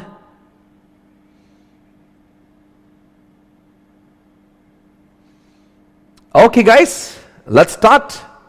जिसके भी कोई निजी इश्यूज है, मैं ऑपरेशनल मैटर नहीं देखता हूँ, मेरी टीम देखती है, आप मुझे व्हाट्सएप करो, मैं आपका प्रॉब्लम सॉल्व कर दूंगा।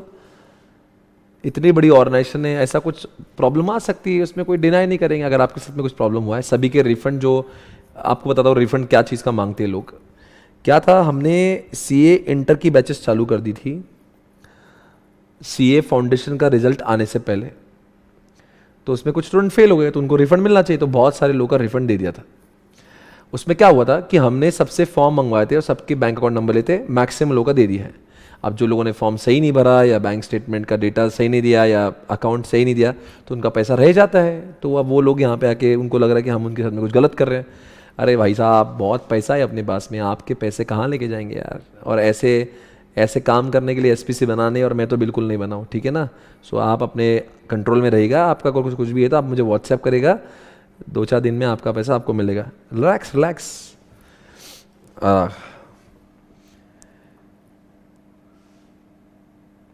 Okay guys, are you ready? अगला प्रश्न आप सभी से है, ये AOC 1 क्या है सर? या मैं AOC 1 भी बता दूं ना क्या होता है। ये रहा आपके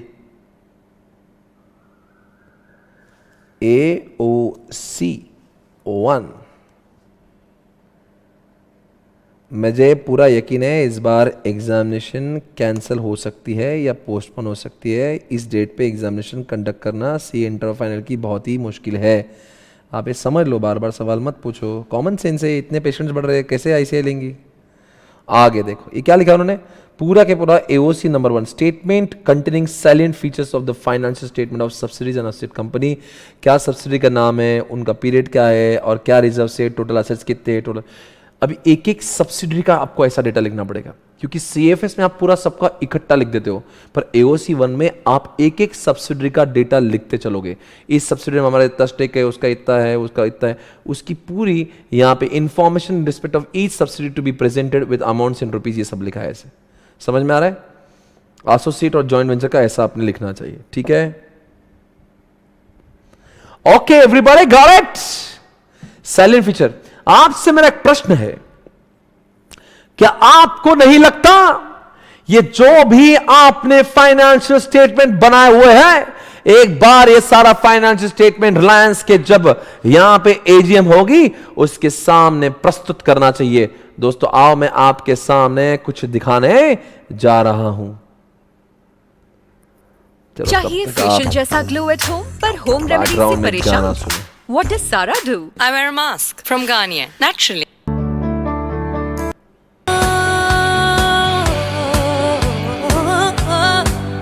अगर तुम साथ हो,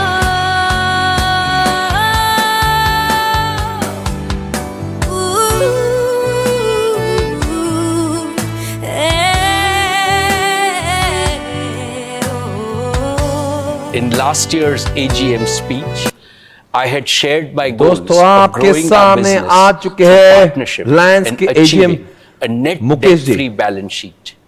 I am happy to report that we have fulfilled this promise well ahead of the timelines we had set for ourselves. We completed India's largest ever 53,124 crore rights issue.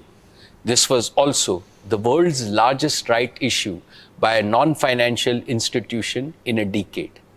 This was oversubscribed 1.59 times, setting another दोस्तों record इस तरह से in the company Indian का capital AGM markets. लिया जाता है। Cumulatively, ये virtual AGM है, चाहे तो मैं आपको इनका ऐसा AGM बता दूंगा जो जिस समय पे कोविड नहीं था। आइए जरा देखते हैं, 42nd AGM है इनका 2019, जिस समय कोविड नहीं था। आइए देखते हैं, come on check it out.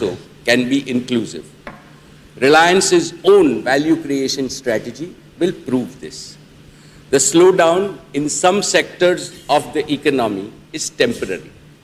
The fundamentals of the Indian economy are very strong. The opportunities will grow further with sir ये सब structural क्या है reforms. दोस्तों? India ये जरा has यही दिखाने के लिए मैं आपके पास आया। e-governance and everything beyond. Let me begin with digital connectivity. On 5th September this year, Jio turns 3 years old. And what an incredible 3 years it has been. In the sacred Upanishads, we have the famous mantra, Tamasoma Jyotirgamaya, which means lead us from darkness to light.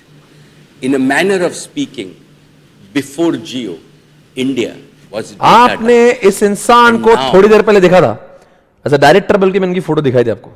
Jio has made India data shining bright.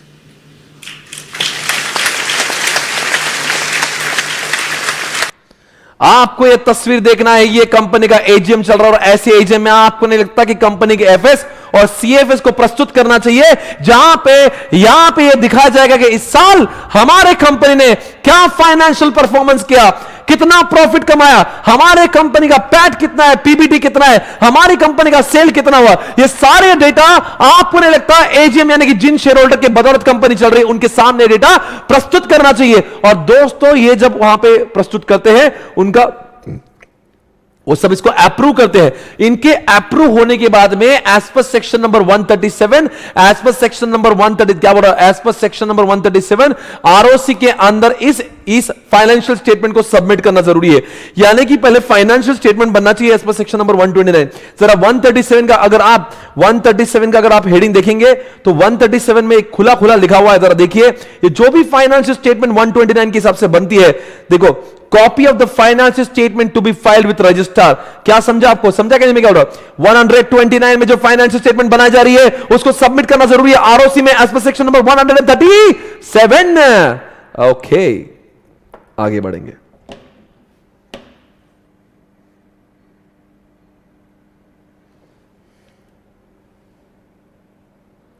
Okay, आगे बढ़ने का समय आ चुका है.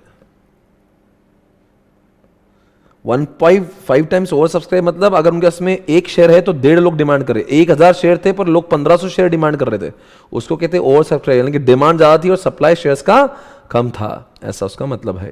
तो दोस्तों ये सारी बातें आपने जो पढ़ी हैं वो मैंने कहां से पढ़ाई मैं आपको दिखा रहा हूं. ये हमने सब पढ़ लिया, ये सब पढ़ लिया. आप जरा देखो यहां पे हम लोग जा रहे हैं, कहां पे हमें, यहां पे पीपीटी में ये सब कुछ हो गया. अब ये मुझे पढ़ना है, ये पढ़ना है, ये पढ़ना है, ये भी पढ़ना है. चलो ठीक है, अब मैं आपको यहां ले जाता हूं.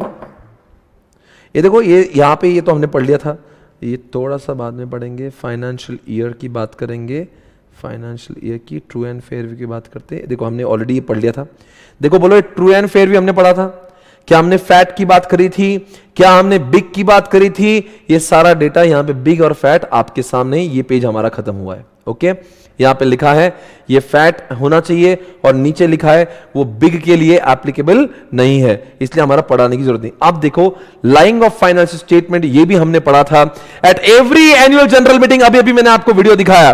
The board of directors of the company शैल ले बिफोर सच मीटिंग, ले बिफोर मतलब क्या, ये सारे जितने भी एजीएम में लोग आए सबके सामने बैलेंस शीट को रखेंगे और सबको बता देंगे देखो हमारे कंपनी का बैलेंस शीट ये है और हमारा पीएनएल अकाउंट ये है, ताकि सब लोग उसके ऊपर मोहर लगाए.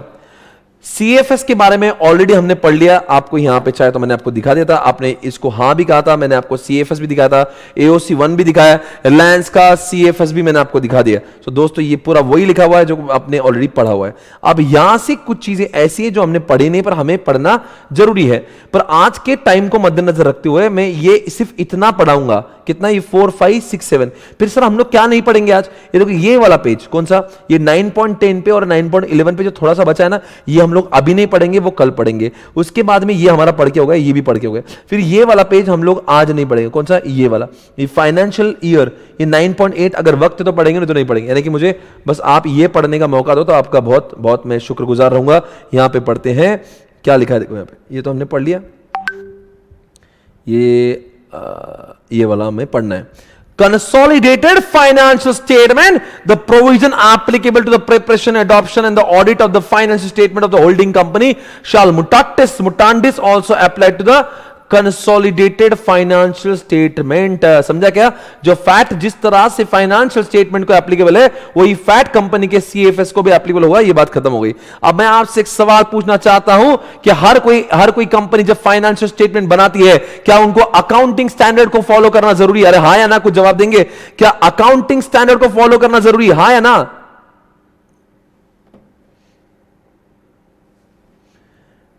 अकाउंटिंग स्टैंडर्ड को फॉलो करना जरूरी है क्या नहीं जरूरी है? हां जरूरी है।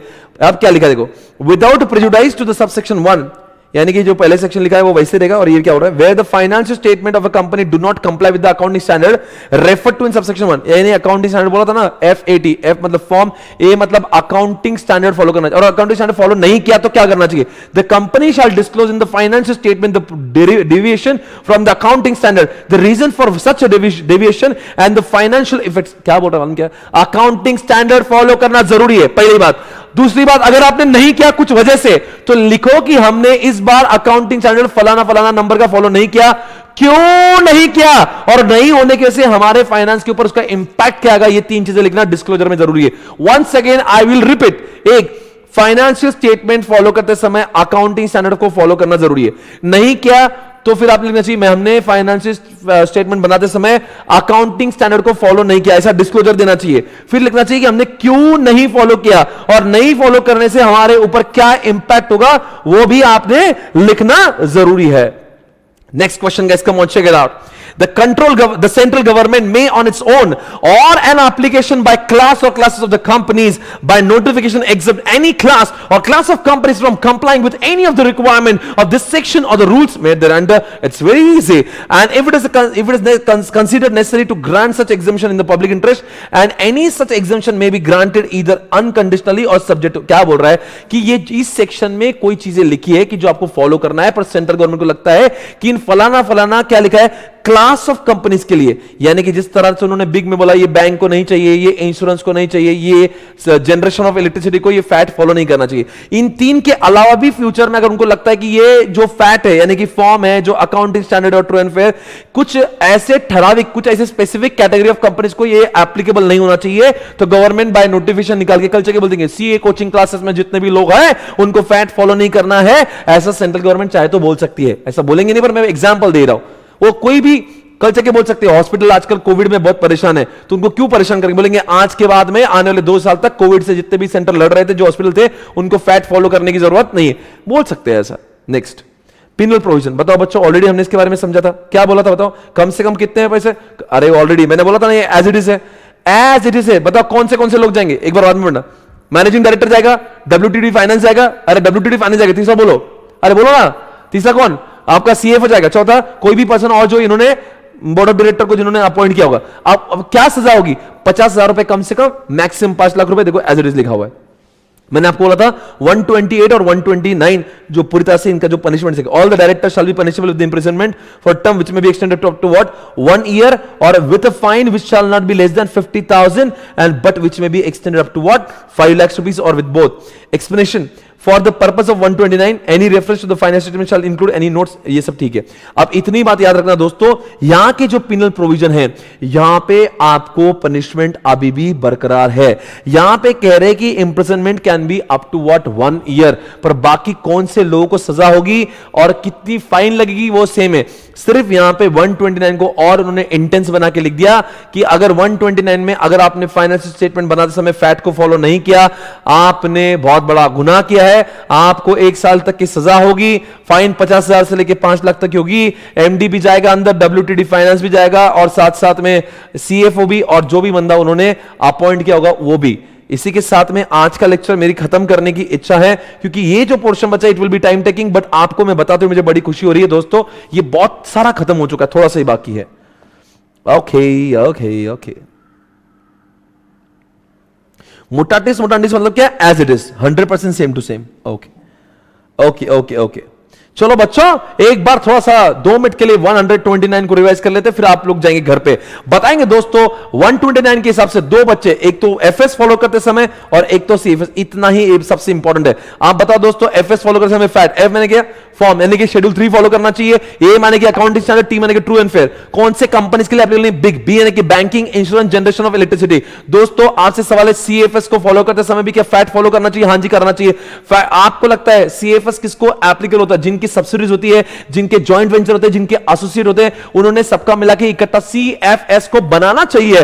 दोस्तों आप बताओ, क्या सिर्फ सब्सिडीज का डेटा और जॉइंट वेंचर का डेटा इकट्ठा मिला जाना चाहिए? उसको AOC 1 में भी मेंटेन करना चाहिए, उसको AOC 1 में मेंटेन करना चाहिए। साथ साथ में ये जो भी हमने किया है 129 सबसेक्शन 2 कहता है, ये जो डेटा आपने बना है, जैसे मुकेश जी अपने शेयर होल्डर के साथ में उसको प्रस्तुत करते हैं, वैसे ही फाइनेंशियल स्टेटमेंट सबके सामने प्रस्तुत करना चाहिए। अब बताओ, अकाउंटिंग स्टैंडर्ड नहीं फॉलो किया तो क्या होगा? आपने लिखना चाहिए कि अकाउंटिंग स्टैंडर्ड फॉलो नहीं किया और क्यों नहीं किया, और उसका इंपैक्ट हमारे फाइनेंशियल स्टेटमेंट पे क्या होगा वो लिखना चाहिए। इसके पेनल्टीज के बारे में बताओ, वो पेनल्टी के सारे लोग जो सेम ही है, बट इसके पनिशमेंट जो है वो पनिशमेंट कम से कम 50,000, मैक्सिमम 5 लाख रुपए, पर यहां पे इंप्रिजनमेंट भी हो सकती है अप टू 1 ईयर की। इसी तरह से दोस्तों सेक्शन नंबर 129 को हमने रिवाइज करके इस लेक्चर को खत्म किया। Thank you so much guys, bye bye, God bless you, bye bye, take care guys, love you all, फिर मिलेंगे कल। आई होप आज का लेक्चर आपको समझ में आया, मस्त लेक्चर होता है। आज के लेक्चर के बारे में कुछ कमेंट देंगे तो बहुत अच्छा लगेगा, मुझे अपने व्हाट्सएप पे करेंगे तो और भी अच्छा लगेगा। Thank you so much guys,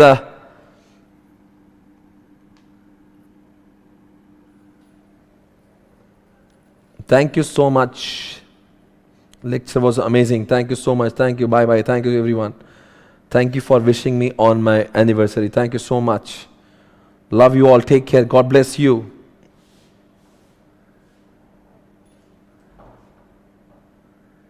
रोज की तरह आज का सेक्शन भी इंटरेस्टिंग था। Thank you so much guys, take care, bye bye. शानदार, जबरदस्त, बहुत मजा आया, fantastic, thank you, thank you, thank you, love you, thank you so much.